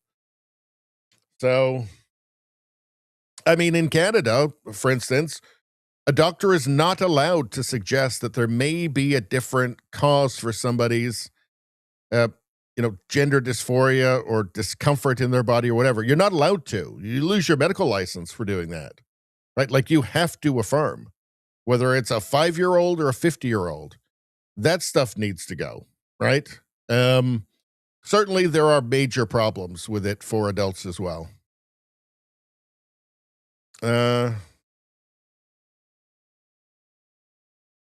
Macross says, I thought the creed of medical care was do no harm. Look, when the woke mind virus takes over any institution, that institution is no longer serving its original purpose. It's now serving the mind virus, first and foremost. That's happened in Canada.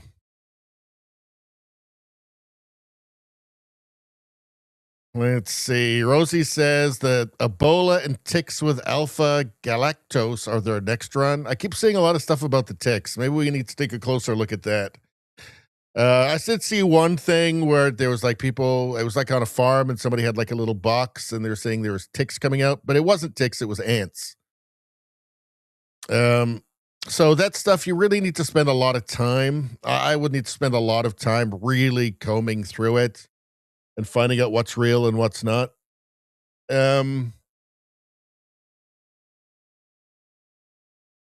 Nevada says, we quit funding PBS. Yeah, Trump did actually. And yeah, he should have. It was a good move.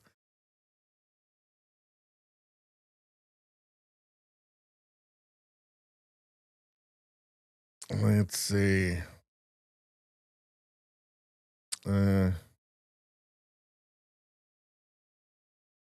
Macross says, it's not a matter of thinking straight, Richie. Someone kicks in your door. You're right to think, meaning grievous harm. Yeah, maybe I kind of misspoke there. I didn't mean thinking straight. I mean, what I mean is from the perspective of a progressive, right? To them, it's, you see somebody in your house and there's a checklist of things you have to start going through in your head. What's reasonable? A checklist of all the things that are reasonable. That's what I mean it like from their perspective, thinking straight from their perspective, right? What I'm saying is that you are in a a serious fight or flight mentality there that you're not in control. So therefore you cannot be expected to go through a checklist. That's insane and actually totally immoral, in my opinion, as well. And whatever you do to neutralize the threat is fair. Don't go in the person's house. You won't have to deal with it.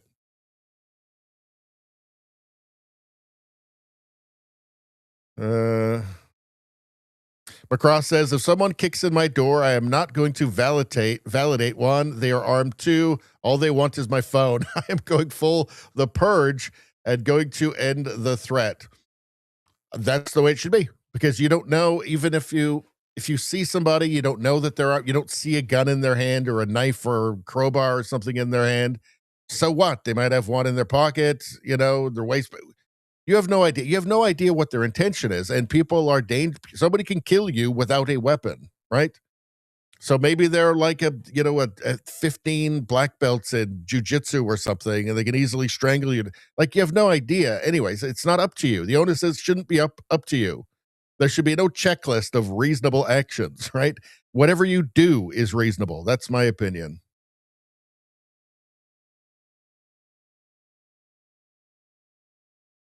Oh, let's see. Spambot says, I urge every Canadian to buy ammo.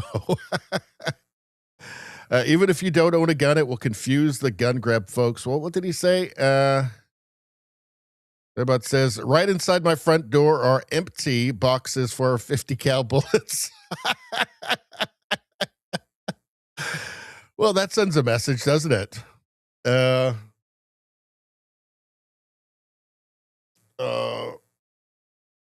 McCross says, if the door kick-in continues in Florida, eventually somebody's going to end up dead. Yeah, because there's a thing where teens are kicking doors or something, right?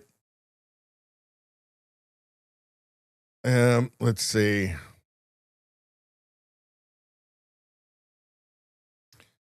Let's see. Hold on. Hold on 1 second, guys.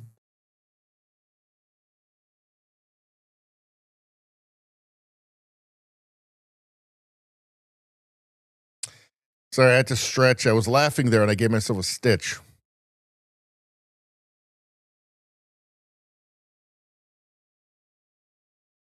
Elf Support says, you realize the gun grab is to soften our nations for invasion by the Chinese Soviet armies. I think it's to soften our nations against our own governments, is what I think. Let's see. Nevada says, Trump may take the North Pole and everything on the way.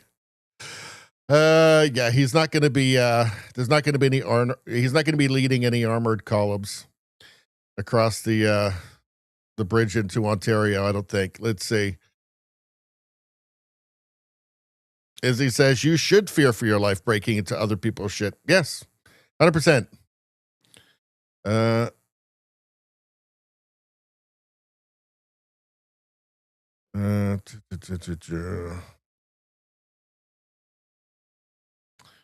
What is going on?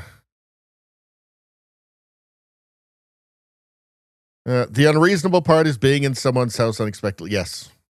Yes. And something's going on with some software, something from Rosie. I don't know what's going on. I've not been paying attention to that part of the chat. Rosie says, good idea. Maybe I should put chocolate inside the door, distract them, give me time to get prepared for what next steps are appropriate. Yep. They eat the chocolate and then boom. It's over. Invasion over. All right. All right. So what do we got here? Here's Pierre Poilievre again. Being based.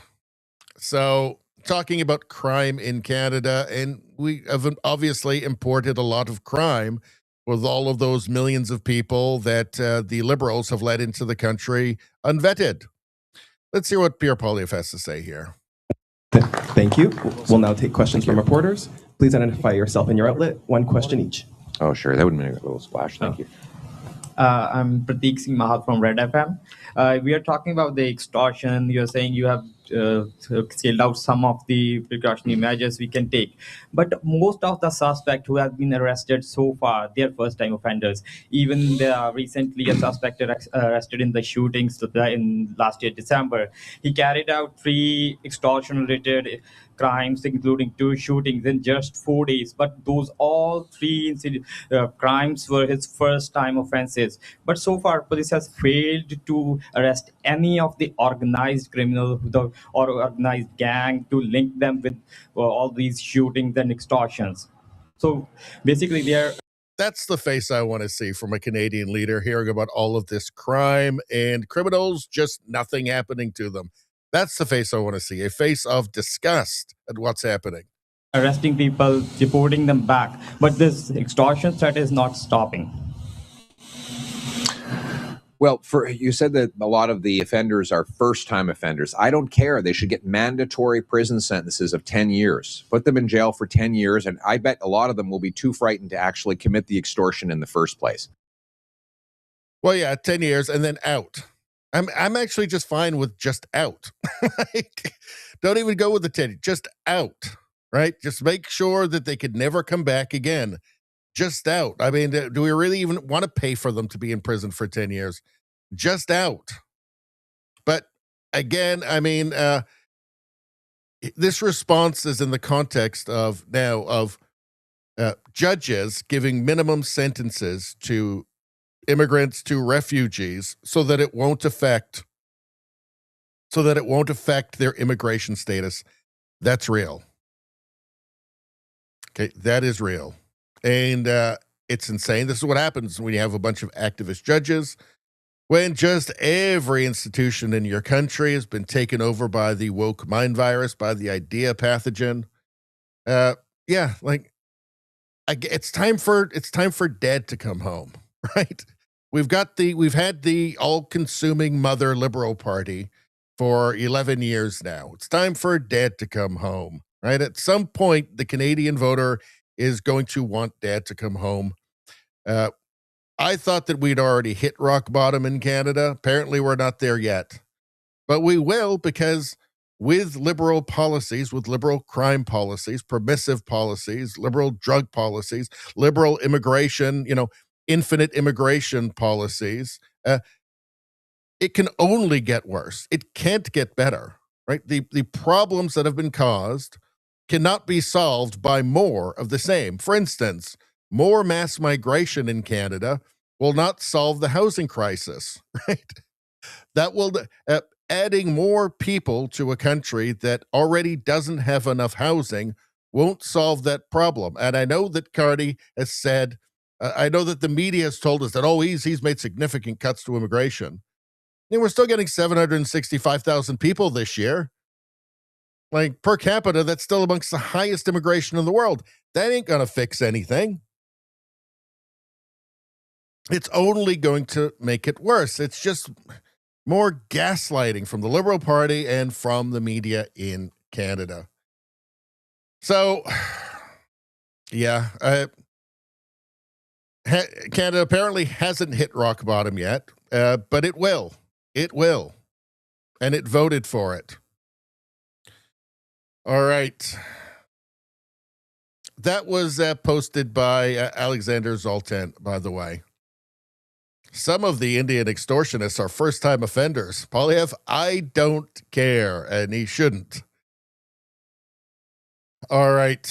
Again, it's time for sanity in this country. And if some people think that's mean, well, I think getting mean is going to get more and more popular as this country continues to go off a cliff. I think dad's going to be back in fashion again. And I do like the expression of disgust he has when he's hearing about the first time offenses. He's like, not on my watch. Not on my watch. Good. All right. Because what do we get from all these policies. New internal health department research confirms what British Columbians already know. The NDP's radical drug experiment is a total failure. Yes, the NDP, commie government in British Columbia. Steve Cooner, MLA, posted this. Support for treating addiction as a public health issue has collapsed to just 15% of British Columbia. That is the lowest of any province in Canada. Yes, we've had the most progressive harm reduction policies in Canada. And look, there's a guy, he's holding his needle right there, for God's sakes. Just Vancouver looks like a zombie invasion. Looks like The Walking Dead. Years of decriminalization. This all started in about the mid-2000s, the harm reduction, they call it, which is actually just life reduction. Decriminalization, safe supply, and so-called harm reduction have produced nothing but public disorder, open drug markets, and record overdose deaths. The public has seen the results and rejected this ideology outright. Yeah, like BC, it looks like very much like it's actually going to have unbelievably, a conservative government after the next election. And up until a couple of years ago, there hadn't even been a conservative party in British Columbia for a decade. So British Columbians are figuring out. Mostly it's because of the premier is determined to give away everybody's property to the Indigenous people, but the drug stuff hasn't helped either. Just the general disorder hasn't helped either. All right, let's move on. All right. So let's see how Islam is coming along in Canada. Now, Mark Carney told us that Muslim values were Canadian values. So let's see how that's going. Mark McQueen posted this. What's going on here? Jew Free now shows up in a slide during a conference at a publicly owned center in Canada's largest city. No one had the courage to say out loud. No one had the courage to say that out loud 3 short years ago. Well, now they're a valued voting bloc. Let's take a look. Given our high aspirations for our Ummah, we know that there are some barriers and some problems that exist that prevent us from reaching that vision. So what are the root causes of these problems, and what systems or habits are contributing to these problems? Well, let's see. So the Ummah she's talking about is Islam globally. So it's all Muslims. That's what they're concerned about. The Ummah, not Canada. The Ummah. Let's see. So they've got justice, united, strong, equality, equity. Of course, they've got the woke stuff in there. Non-judgmental. That's everybody else has to be non-judgmental. Let's see. Inclusion. That's everybody else. And that's everybody else has to do the inclusion thing, because you got Jew Free right here. So, I mean, they're not hiding it. They're not hiding it. These are Canadian values, according to Mark Carney, with his gaslighting. Not passive. No, they're not passive. Unapologetic. They're apparently not very energetic about it either.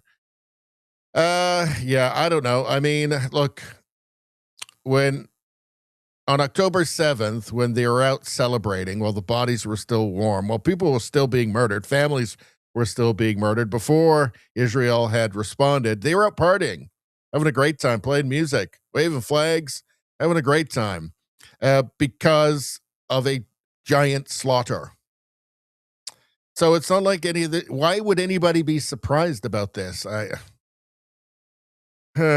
mean, it's pretty much been open and overt and obvious the entire time. Let's see. Melanie Bennett posted this.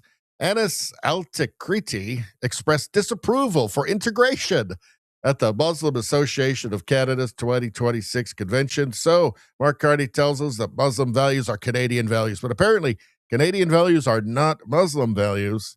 Let's take a look. I hate the word integrate. He hates the word integrate. Anybody tell Mark Carney this? This is a tool used to beat the Muslim community with. We don't need to integrate. We need to abide by the law. We need to abide by the law. We're British, Canadian, American citizens. We don't need to try harder or to live by whatever means in order to prove ourselves. I hate. So reject Western values, abide by the law. And you know what? Laws change, especially when you get political power. You can change the laws.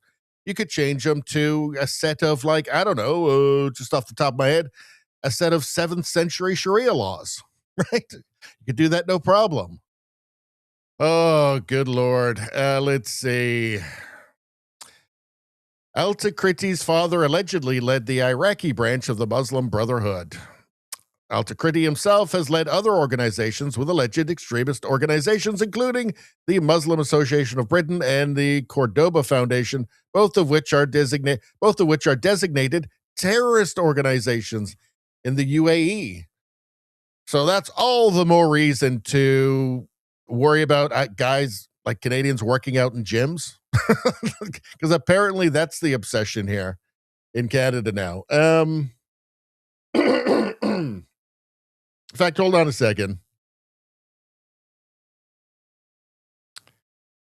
And male far right gyms. Here we go. This came out just. Oh, hold on a second. Hold on. I've got to do my special magic trick. We want to look at this.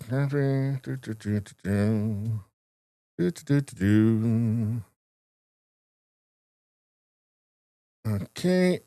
Hold on. Oh, suddenly I can get that article. Isn't that weird? So this is what Canadians are encouraged to worry about instead of the obvious thing that's overt and everybody can see. Ill-gotten gains through gym culture and the active club movement. White nationalists are appealing to disillusioned young men using the language and incentives of physical fitness. That's right. It's white men working out. That's the real threat. Don't look here. Don't look at this. Hold on. Don't look at this thing here. Don't worry about the people who want their society to be Jew free. Don't worry about those people. That's not extremism. Right? That's not racism. Don't worry about that. Those are Canadian values, according to Mark Carney. Let's see.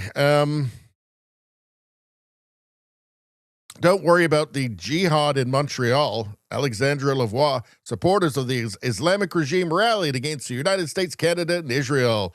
Don't worry about this. These aren't the extremists. I remind myself and you, brothers, sisters, with the golden word of Izzuddin al-Qassam, will keep striving either to be martyred or striving to be martyred, he says. That's a bit extremisty, isn't it? Get the victory.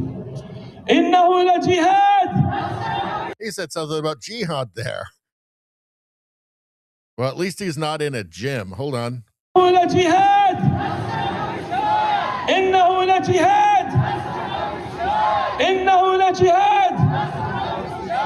نصر أو استشهاد. See you soon إن شاء الله. إن الأقصى liberated. Yeah, lots of jihad going on there. Well, at least he wasn't doing it at a gym, right? That's when it's dangerous. Let's see. Here's John Cleese, who's gotten really based these days. A few Quran texts to give you some idea of the religion of peace. Let's see. Slay the unbelievers wherever you find them. Muslims must not take the infidels as friends. Maim and crucify the infidels if they criticize Islam. Unbelievers are stupid. Muslims are urged to fight them. Make war on the infidels living in your neighborhood. Let's see. Muslims must not take infidels as friends. I wonder if that has anything to do with what this guy's saying about how he hates the word integrate. I hate the word integrate. This is a tool used to beat the Muslim community. Weird.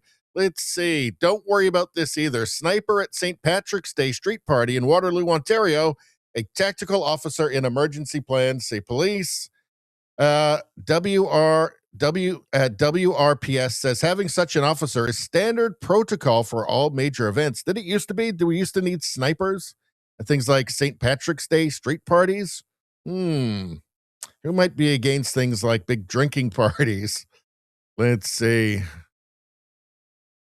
What else did we have here? Oh, this is a nice one here. Don't pay any attention to this, people. Death to Canada! Death to the United States! And death to Israel! We are Hezbollah and we are Hamas! Well, Hezbollah and Hamas are definitely considered terrorist organizations in Canada, but don't pay any attention to this. Don't pay any attention to that. You've got to worry about white guys working out at gyms, according to the Globe and Mail. According to the Globe and Mail, that's the real threat. These guys that nobody's ever met and that apparently are a major threat at all over the place in Canada. Yeah. It's almost like our government hates us. It's almost like our government hates Canadians. Let's see. Waleed Khan, 26 of Toronto, who is now charged with terrorism offenses, was arrested in August 2025 after trying to kidnap teenage girls at gunpoint. Well, he was on probation at the time of arrest for prior violent offenses and prohibited from possessing firearms. A judge still released him on bail with an ankle monitor. Don't look at this. Don't pay attention to this. There's people working out at gyms. The Globe and Mail wants you to know where the real threat is. What a lunatic country this is. Just lunatics. Run by, I think, just bad people, honestly. All right. What's going on here? Online Streaming Act. C11, the Online Streaming Act. The Really Big Show. This is with Ian Burns and Jim Check. And this is a great show. I watch it all the time, actually. They're really good. They're not on Rumble, I don't think. They're only on YouTube. But the Online News Act was sold to Canadians as forcing tech giants to pay for Canadian journalism. What actually happened? Meta blocked Canadian news entirely rather than pay. So that's, so that is Bill C-18. Bill C-18. There's so many, essentially, internet censorship bills. It's hard to keep them all straight. But the Online News Act. Google negotiated a deal that does not come close to replacing lost advertising revenue. Over 100 outlets shut down. The CBC took $7 million from the fund it said it would not touch. Well, here's Melissa Lantsman, Canadian MP, and let's hear what she has to say about it. I do want to touch on the Online News Act. This is something that Ian and I probably have done more work on the Online News Act than any other outlets combined. Like, basically combined, we've done so much on this. And we actually got questions into Trudeau when he was here, Prime Minister Trudeau, and Prime Minister Carney when he was here in Kelowna. We finally got questions because they won't answer our emails. They won't respond to our emails. So we actually have to get there. And the question we got in there is, like, the Online News Act is crippling and really putting the knee on independent media. 100 outlets have basically failed across Canada now. And we asked if they were going to reduce or release or repeal the Online News Act. And the response was, you're not going to like the answer. We're going to give more money to the CBC. And we don't like that answer. We don't like that answer because independent media is, especially a diverse media, is what's important for a democracy. And right now we're not getting media that are asking tough questions. I'm sure it's frustrating for you too, as you watch some of the podium talks and you're thinking, why don't they ask these basic questions? And we get frustrated too, as we get locked out of parliamentary galleries and different things. It's very hard to get to even ask a question. When we got to, and I'm just giving you one story. When we were in Kelowna, they were told, we snuck there because they didn't tell us, they wouldn't tell us where it was. So we got there through connections that we have. We got there and we had two questions, the Online News Act and the BC Ferries. And we figured, well, we're only allowed one, no follow-up. So we're only allowed one question we're going to ask on the Online News Act because we figured for sure somebody's going to ask on the BC Ferries.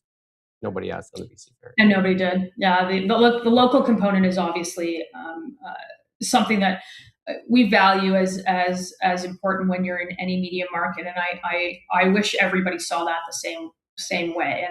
And I don't think I have to tell you guys, I care about a free press. I genuinely do. And what the Liberals have done with media in this country isn't at all, saving journalism. They have ordered a compliance that makes absolutely no sense.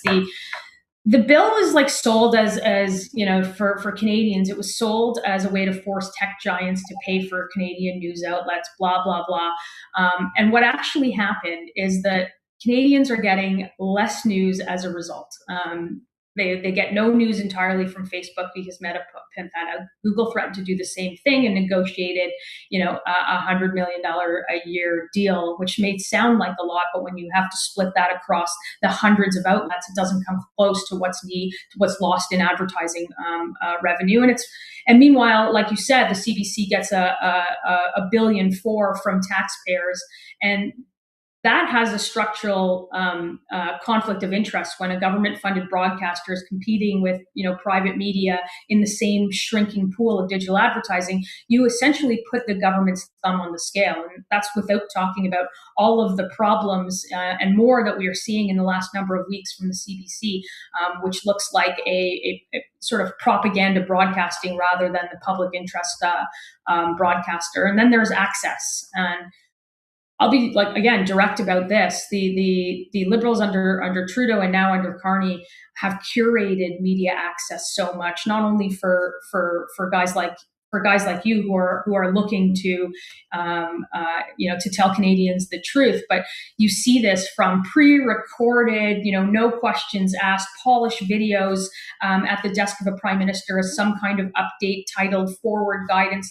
This is state propaganda type stuff, and the share of voice of conservatives in those stories is shrinking day by day, and as a result, Canadians are just not getting news from all of the mainstream broadcast. Well, I think the purpose of the Online News Act was to actually starve out independent media. Who's going to have money for lawyers and lobbyists, right, to appeal to companies like Google? Well, it's not going to be the little guy. It's going to be the big guys, right? 100 outlets gone. I think that was the intention.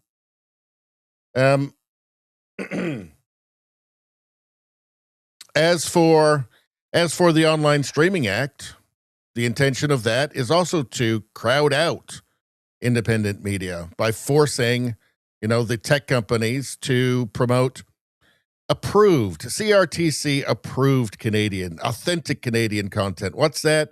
CBC, CBC, Global, CTV. That's the approved stuff, right? And I know pretty much every Canadian that I follow has had a big drop in views over the last couple of months. And that appears very much to be that the Online News Act is coming into effect now. So you want to know how Canada ends up with 11 years of disastrous liberal rule with a globalist, self-described elitist globalist technocrat parachuting into Canada, a country he's barely lived in as an adult, parachuting in at the last minute and becoming prime minister and winning an election. This is how it happens. That's how the sausage is made, folks. Control. It's creating a machine, a liberal electing machine in this country. That's how. I mean, there's no other explanation for it, right? Things keep getting worse and worse, and Canadians keep thinking liberals are the solution. More of the same. Madness. But this is how you do it. This is how you undermine democracy. What she's explaining, what these guys are explaining, that's how you undermine democracy in your country and get people to vote against their own interests over and over again. All right. Here's Pierre Poilievre criticizing the Liberals. Here's Pierre Poilievre criticizing the Liberal CRTC's proposed 15% tax on streaming services. So this is done under the Online Streaming Act in Canada, which was a Trudeau policy, which of course is going to remain under Mark Carney because probably Mark Carney's idea in the first place. Don't forget, Carney advising Trudeau since 2020. What does Pierre Poilievre have to say about this? So, yeah, this 15% tax on revenue, that's not profits, revenue in Canada. So, like Netflix's revenue in Canada. Obviously, that's just going to get added onto the bill for Canadians. Just more inflation. And if they turn on their Netflix to watch, well, what did we learn this week? The Liberal-appointed CRTC wants to increase taxes on your streaming services. A 15% tax on Canadians streaming Netflix and other online services. A tax on your drink, a tax on the show that you're watching while you enjoy that drink, a tax when you get in the car in the morning to drive to work, a tax on your paycheck. Everywhere you turn, Mark Carney is in your pocket. Conservatives oppose the Netflix tax, and we call on the Carney Liberals to reverse their tax increase and let Canadians enjoy their streaming in peace and affordability. And if they turn on their Yeah, just get out of the way.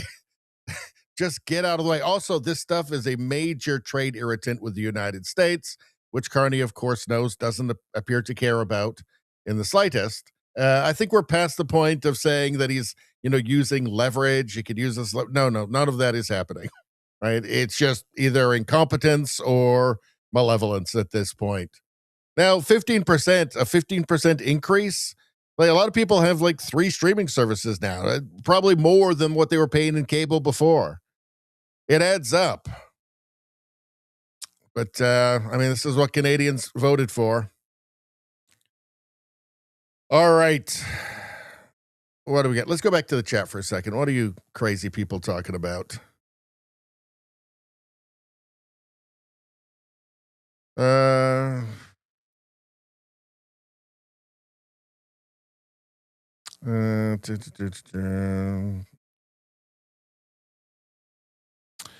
Oh yeah, horrible story coming out of the UK. We're not going to deal with that one tonight, but just horrible. Judge told how well they behaved at trial while giving them a slap on the wrist. Ugh, horrible. Mind virus in England right now. Yep. It's the entire Western world. Ottawa James says, how you doing, Ottawa? Says Netflix kind of sucks anyway. It does definitely suck. Let's see. But some people like it. Let's see. Elf support. You don't think maybe your erection... did I say erections? You don't think maybe your erections are rigged in Canada? Not mine. Elections are rigged in Canada. They don't need to rig them. They everything else is rigged. Like Canada actually has much more secure elections than in the States. Like you have to show ID for one thing, right? No, they don't need to rig them. Why would they need to rig them? They've got this machine, this liberal election machine, which includes the media and just every institution. They don't need to. Let's see. Trudeau's Fiver says, why only 15%? Why not 50? They probably like to. And again, there's a larger issue here. Now, this is a major trade irritant as well, not just for Trump. This was an issue for Biden as well. It's bipartisan in the States. Democrat, Republican, they hate all of these bills coming out of Canada that affect American companies. As he says, yeah, Yuri Bezmenov warned us, but nobody was paying attention. Nope, nobody was. Biased paid off media, Ottawa says, yep. Let's see. What's going on here? Carla Treadway posted this. So here is the accurate version of Canada that you just will not hear in the mainstream media. In fact, this used to be kind of just the normal kind of version of Canadian history. That's all gone now, right? So now we have to listen to a constant stream of race Marxist lies, like revisionist history. Let's hear what this guy has to say. So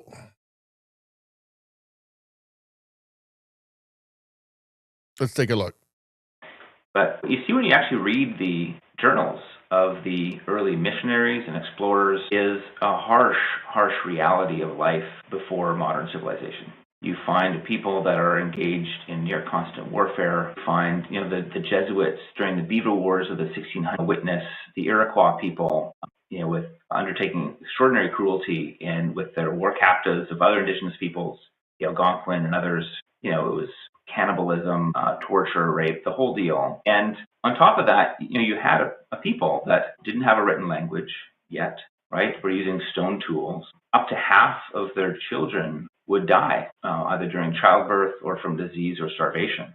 So this was life for 10 to 15,000 years or so in the Americas before Europeans arrived. And so when Europeans arrived, the common understanding among them was that sovereignty was basically self-evident, that they were bringing the benefits of Western civilization to indigenous peoples. And what was different in Canada is that virtually every meeting between European powers and indigenous peoples in the New World was pretty bloody and gruesome. You look in the Americas and South Americas, the conquistadors would enslave Incas and others, exterminate them. Millions died in the Americas. In the United States, there were bloody conflicts and wars lasting hundreds of years in some cases, over attempts to subdue essentially the indigenous people. In Australia and New Zealand, it was the same sort of thing. Like up to, I think, 100,000 people in Australia were killed with clashes with the Crown, and in New Zealand, huge percentages of the Maori were slain as well. But in Canada, and this is important for everybody that likes to brag, I know the elbows up people like to brag about how Canada is so much better than the US, but in this case, we do actually have something to be proud of. In Canada, the establishment of sovereignty was extremely peaceful, gradual, and undeniable. There were virtually no widespread conflicts, armed conflicts. The deaths probably numbered in the dozens in British Columbia, certainly less in the hundreds at the most, or maybe 1,000 in all of Canada. So instead, you have relatively peaceful, actually extremely peaceful by contrast, process of settlement and trade and cooperation, building this nation. We can talk more about that if you like, but I just think that the historical grounding is really, really critical, because when you get into the current situation we have, it's fundamentally based in a false history that demonizes Canada and demonizes the Western world and Western claims, to modern statehood. Yeah, because of what he's just described, Canadian leftists, especially academics and leftist politicians, have what I have coined. I created this, by the way. I originated this. What I call atrocity envy. Like there was no Trail of Tears in Canada. Canada wasn't a part of the transatlantic slave trade, right? So this has left Canadian leftists with a atrocity-sized hole in their hearts, right? And atrocity envy, right? They look at other countries and they go, "Oh, there's all these atrocities that we can demonize all of the every European person for in the entire history of the country." They don't have that here, so they have to make stuff up. They literally have to make things up. This is not a history that you will see. This would not have been controversial 20 years ago, right? This version of Canadian history. And now very controversial because it's the truth, right? Just like saying that there's no evidence of actual unmarked graves of anybody being buried at Kamloops, say, that's controversial now, even though that's just a fact. There isn't anything, and ground-penetrating radar does not tell you anything. But that's controversial. So the truth has become controversial in Canada. Not just Canada. Every Western country now, the truth has become controversial. Let's see. Let's move on. I think we have the last big story before we get to the last bookmark of the evening. Should we go back to the chat for a second before we hit it? All right. Let's see.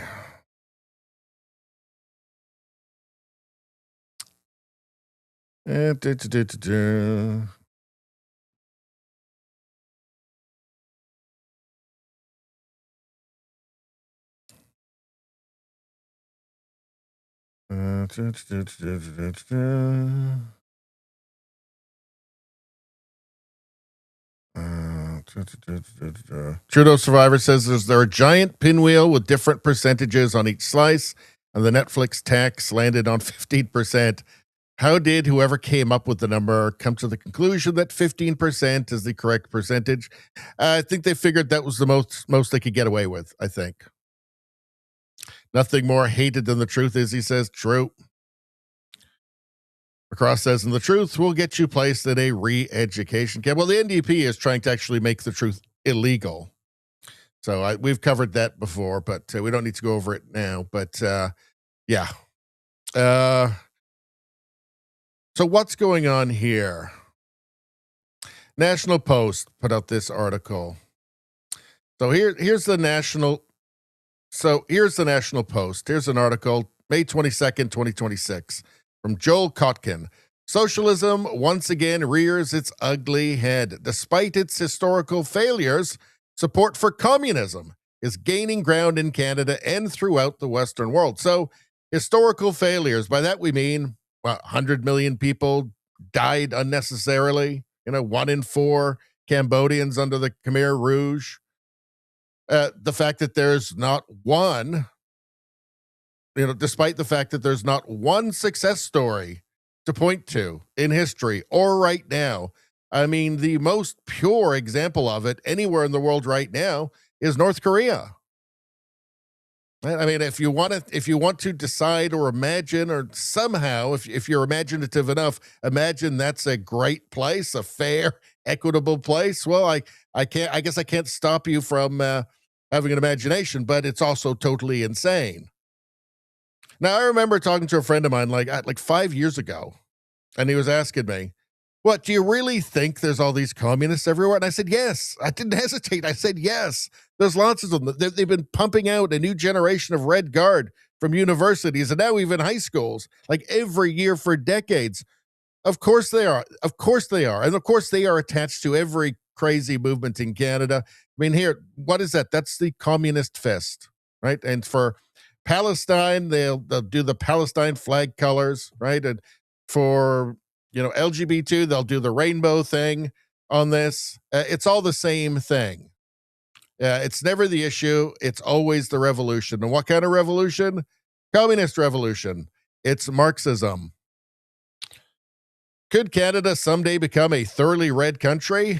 This may not be as absurd as it seems. It's not absurd. Again, you can't keep pumping out a new Red Guard from universities every single year. And again, now it's even high schools. They're doing this. You can't do that every year for decades and not expect to end up with a bunch of commies.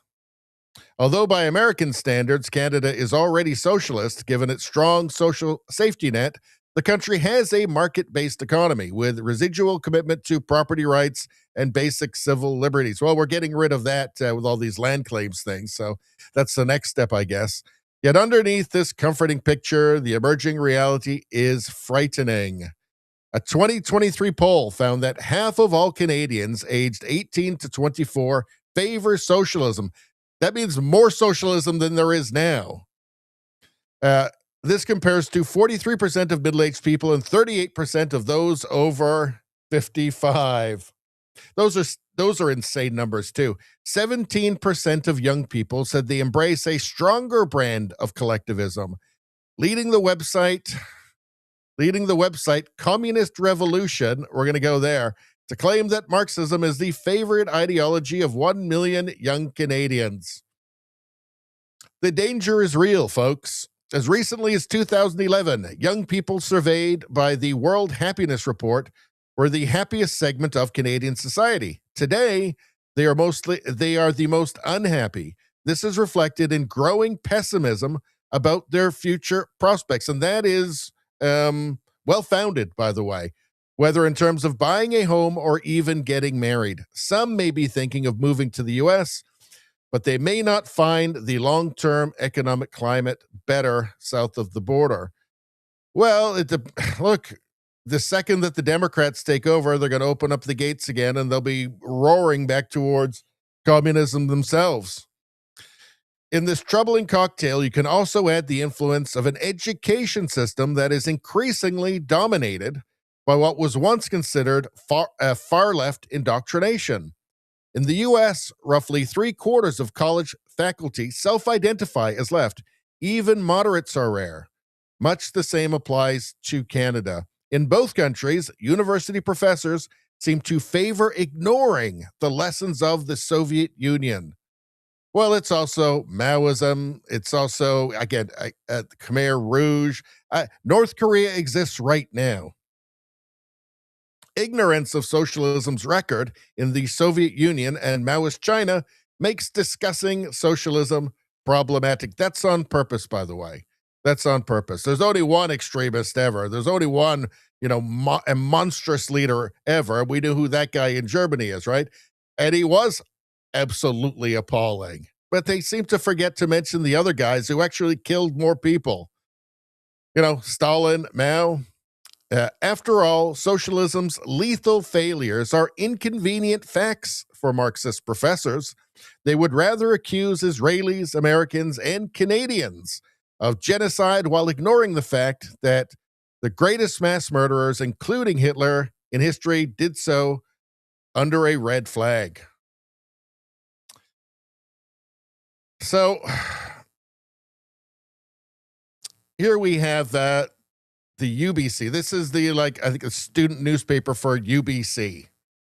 A genuine rejection of the system. Why communist ideology is rising at UBC. Because it's a university that is run by a bunch of Marxists. That's why. There you go.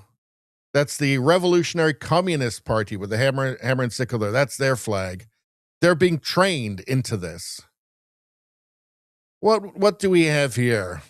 Jamie Sarkanek. Ontario's education curriculum is infected with Marxist nonsense. Doug Ford's PCs need to step in and end the madness. They won't, because he's a liberal. This is from the National Post.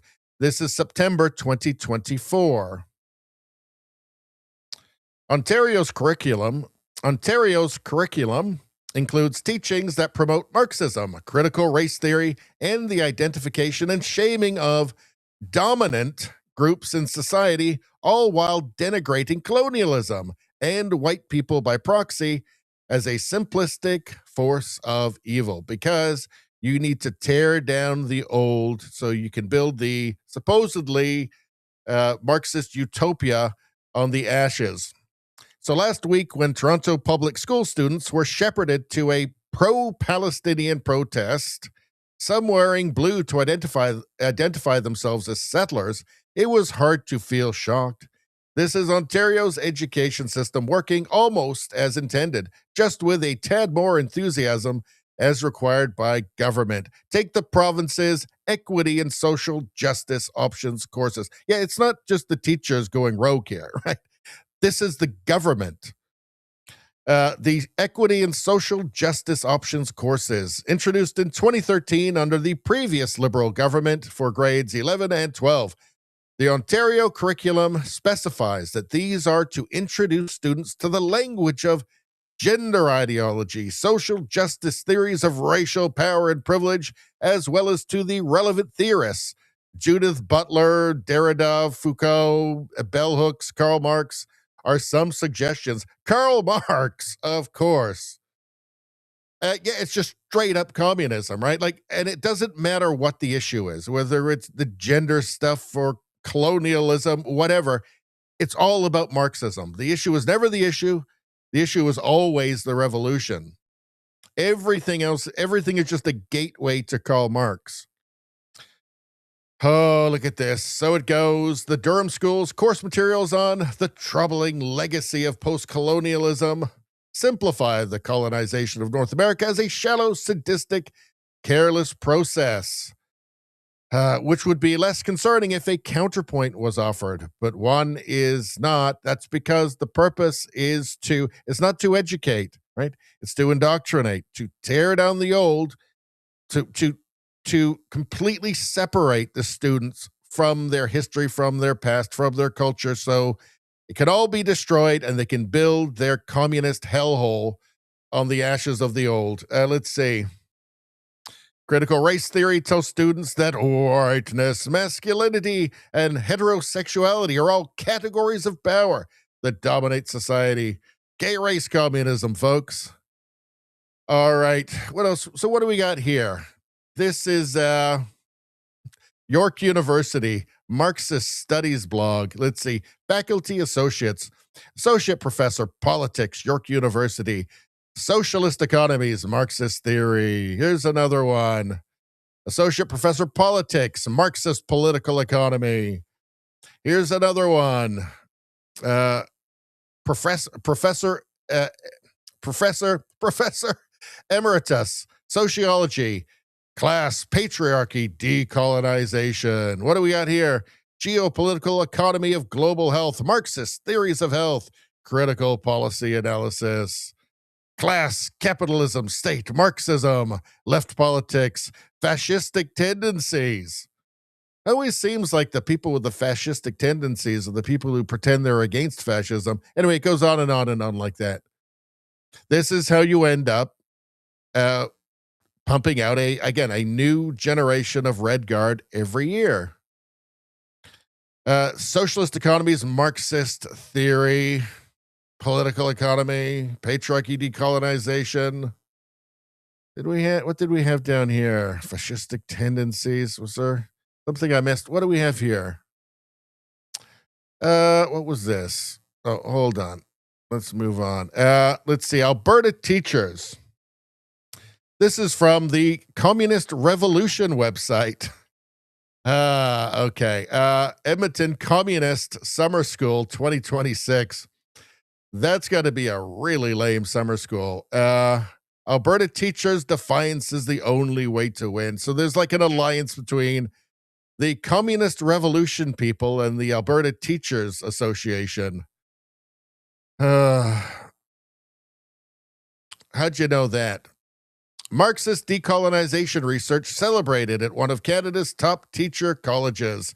A leading Canadian institution that trains future teachers is promoting academic research centered on global revolution, Marxism, and decolonization, sparking concern over the political agenda. It's all just political. Again, you've just got institutions that no longer serve their original purpose, right? They've been infected by the idea pathogen, by the woke mind virus, and now they serve a new master. This one, the Marxist master, right? Marxist decolonization research celebrated at one of Canada's top teacher colleges. Let's see. Shozab Raza. Who's that?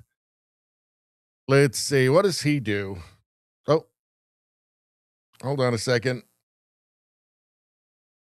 What does this guy do? University of Toronto. Let's see. He's into decolonization and Marxism. Decolonization and Marxism. Post-colonial studies.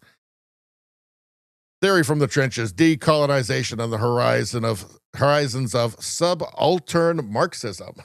Subaltern Marxism. What's that? Let's see. Subaltern Marxism is an influential theoretical framework that blends Marxist political economy with post-colonial studies.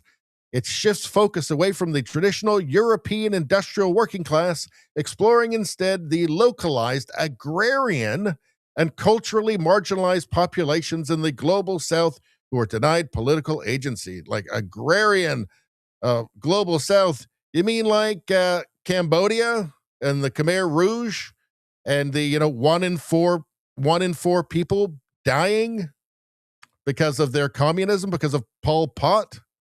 In the 4 years the Khmer Rouge ruled Cambodia, it was responsible for one of the worst mass killings of the 20th century. Yes. Yeah, brutal. 1 in 4 Cambodians. Some say that wasn't 1 in 4. It was only 1 in 5. That's as good as it gets for the commies. Under the Marxist leader, Pol Pot, the Khmer Rouge tried to take Cambodia back to the Middle Ages, forcing millions of people from the cities to work on communal farms in the countryside. This is all stuff these guys know about, and they don't care. Every one of these people, these teachers, these institutions, they act. I mean, if you're a scholar, you do know about this. I'm sure the people in the Communist Revolution Canadian Communist Revolution. For Canada, I'm sure the people of the Communist Revolution for Canada, I'm sure, like, the leaders probably know about this, don't care, they're fine with it, right? Are all these people aware of it? You have to assume these people at York University, you have to assume they would know about this stuff. Don't care, doesn't matter. They'll do it right.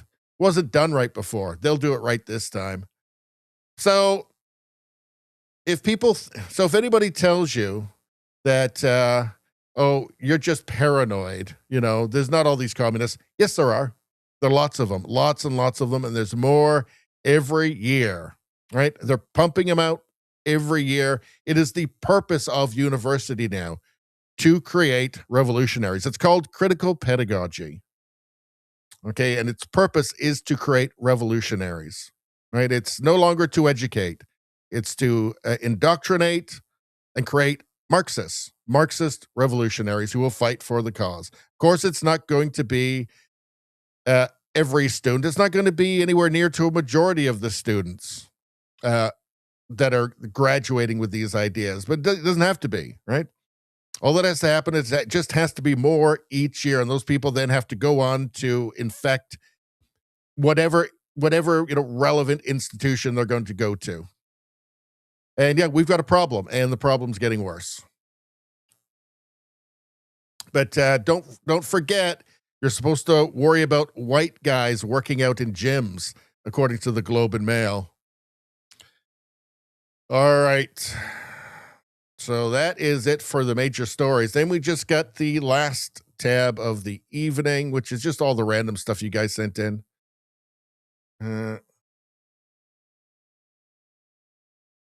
Elf Support says China's state intelligence agency has created influencers to operate on TikTok to Western audiences to market China as having good culture and is more affordable. Oh yeah, no, they spend tons of money on this stuff, like every country does, like every major country does do this sort of stuff. Propaganda campaigns, active measures, right? Every country does. China is obviously doing it. Obviously, like they're obviously putting a lot of money into it, and it's been very effective in Canada. Extremely effective. Let's see. Izzy says using your own kids against you. Yep. Yeah, leftism is cruel by nature.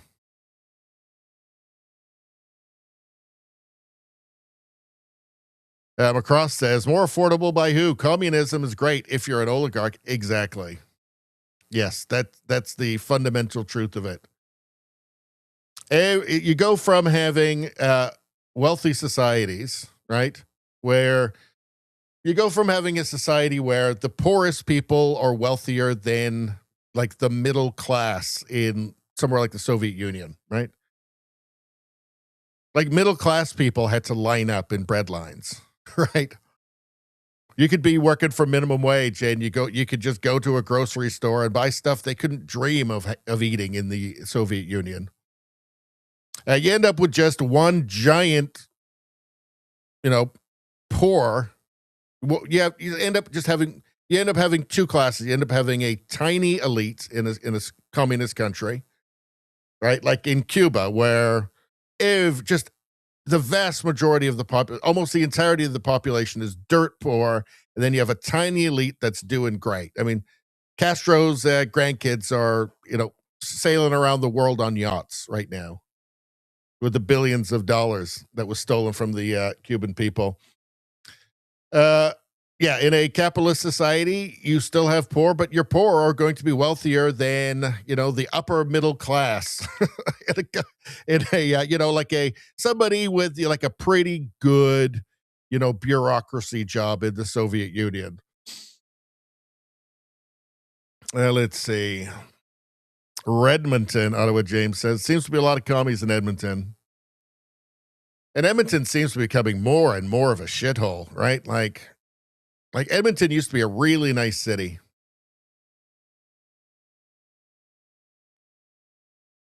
Let's see. Trudeau Survivor says, I found a reference to the phrase atrocity envy in Marcus Aurelius' writings in 180 AD. Really? All right, let's take a look. I thought that was totally original. Let's see.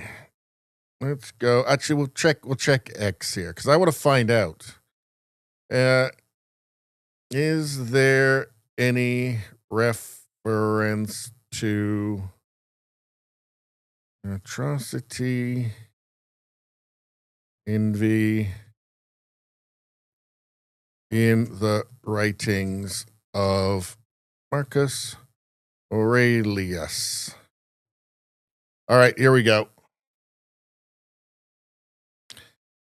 No, there is no reference to atrocity, envy, or any similar phrase in the writings of Marcus Aurelius. Context. No.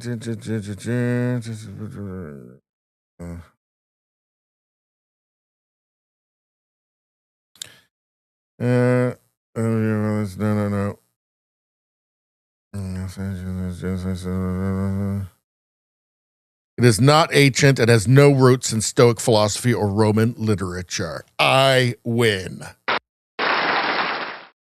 I win. And that means, hold on. You know what's coming.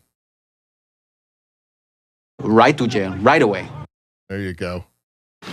You lousy corksuckers. That's what happens, bro. That's what happens.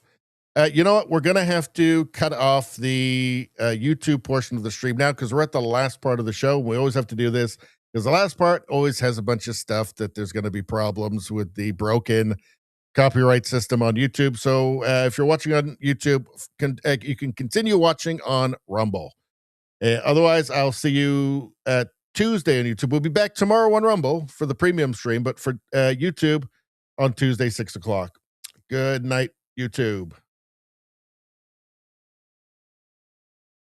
There we go. That was easy, though, wasn't it? That was so easy. Beautiful, beautiful.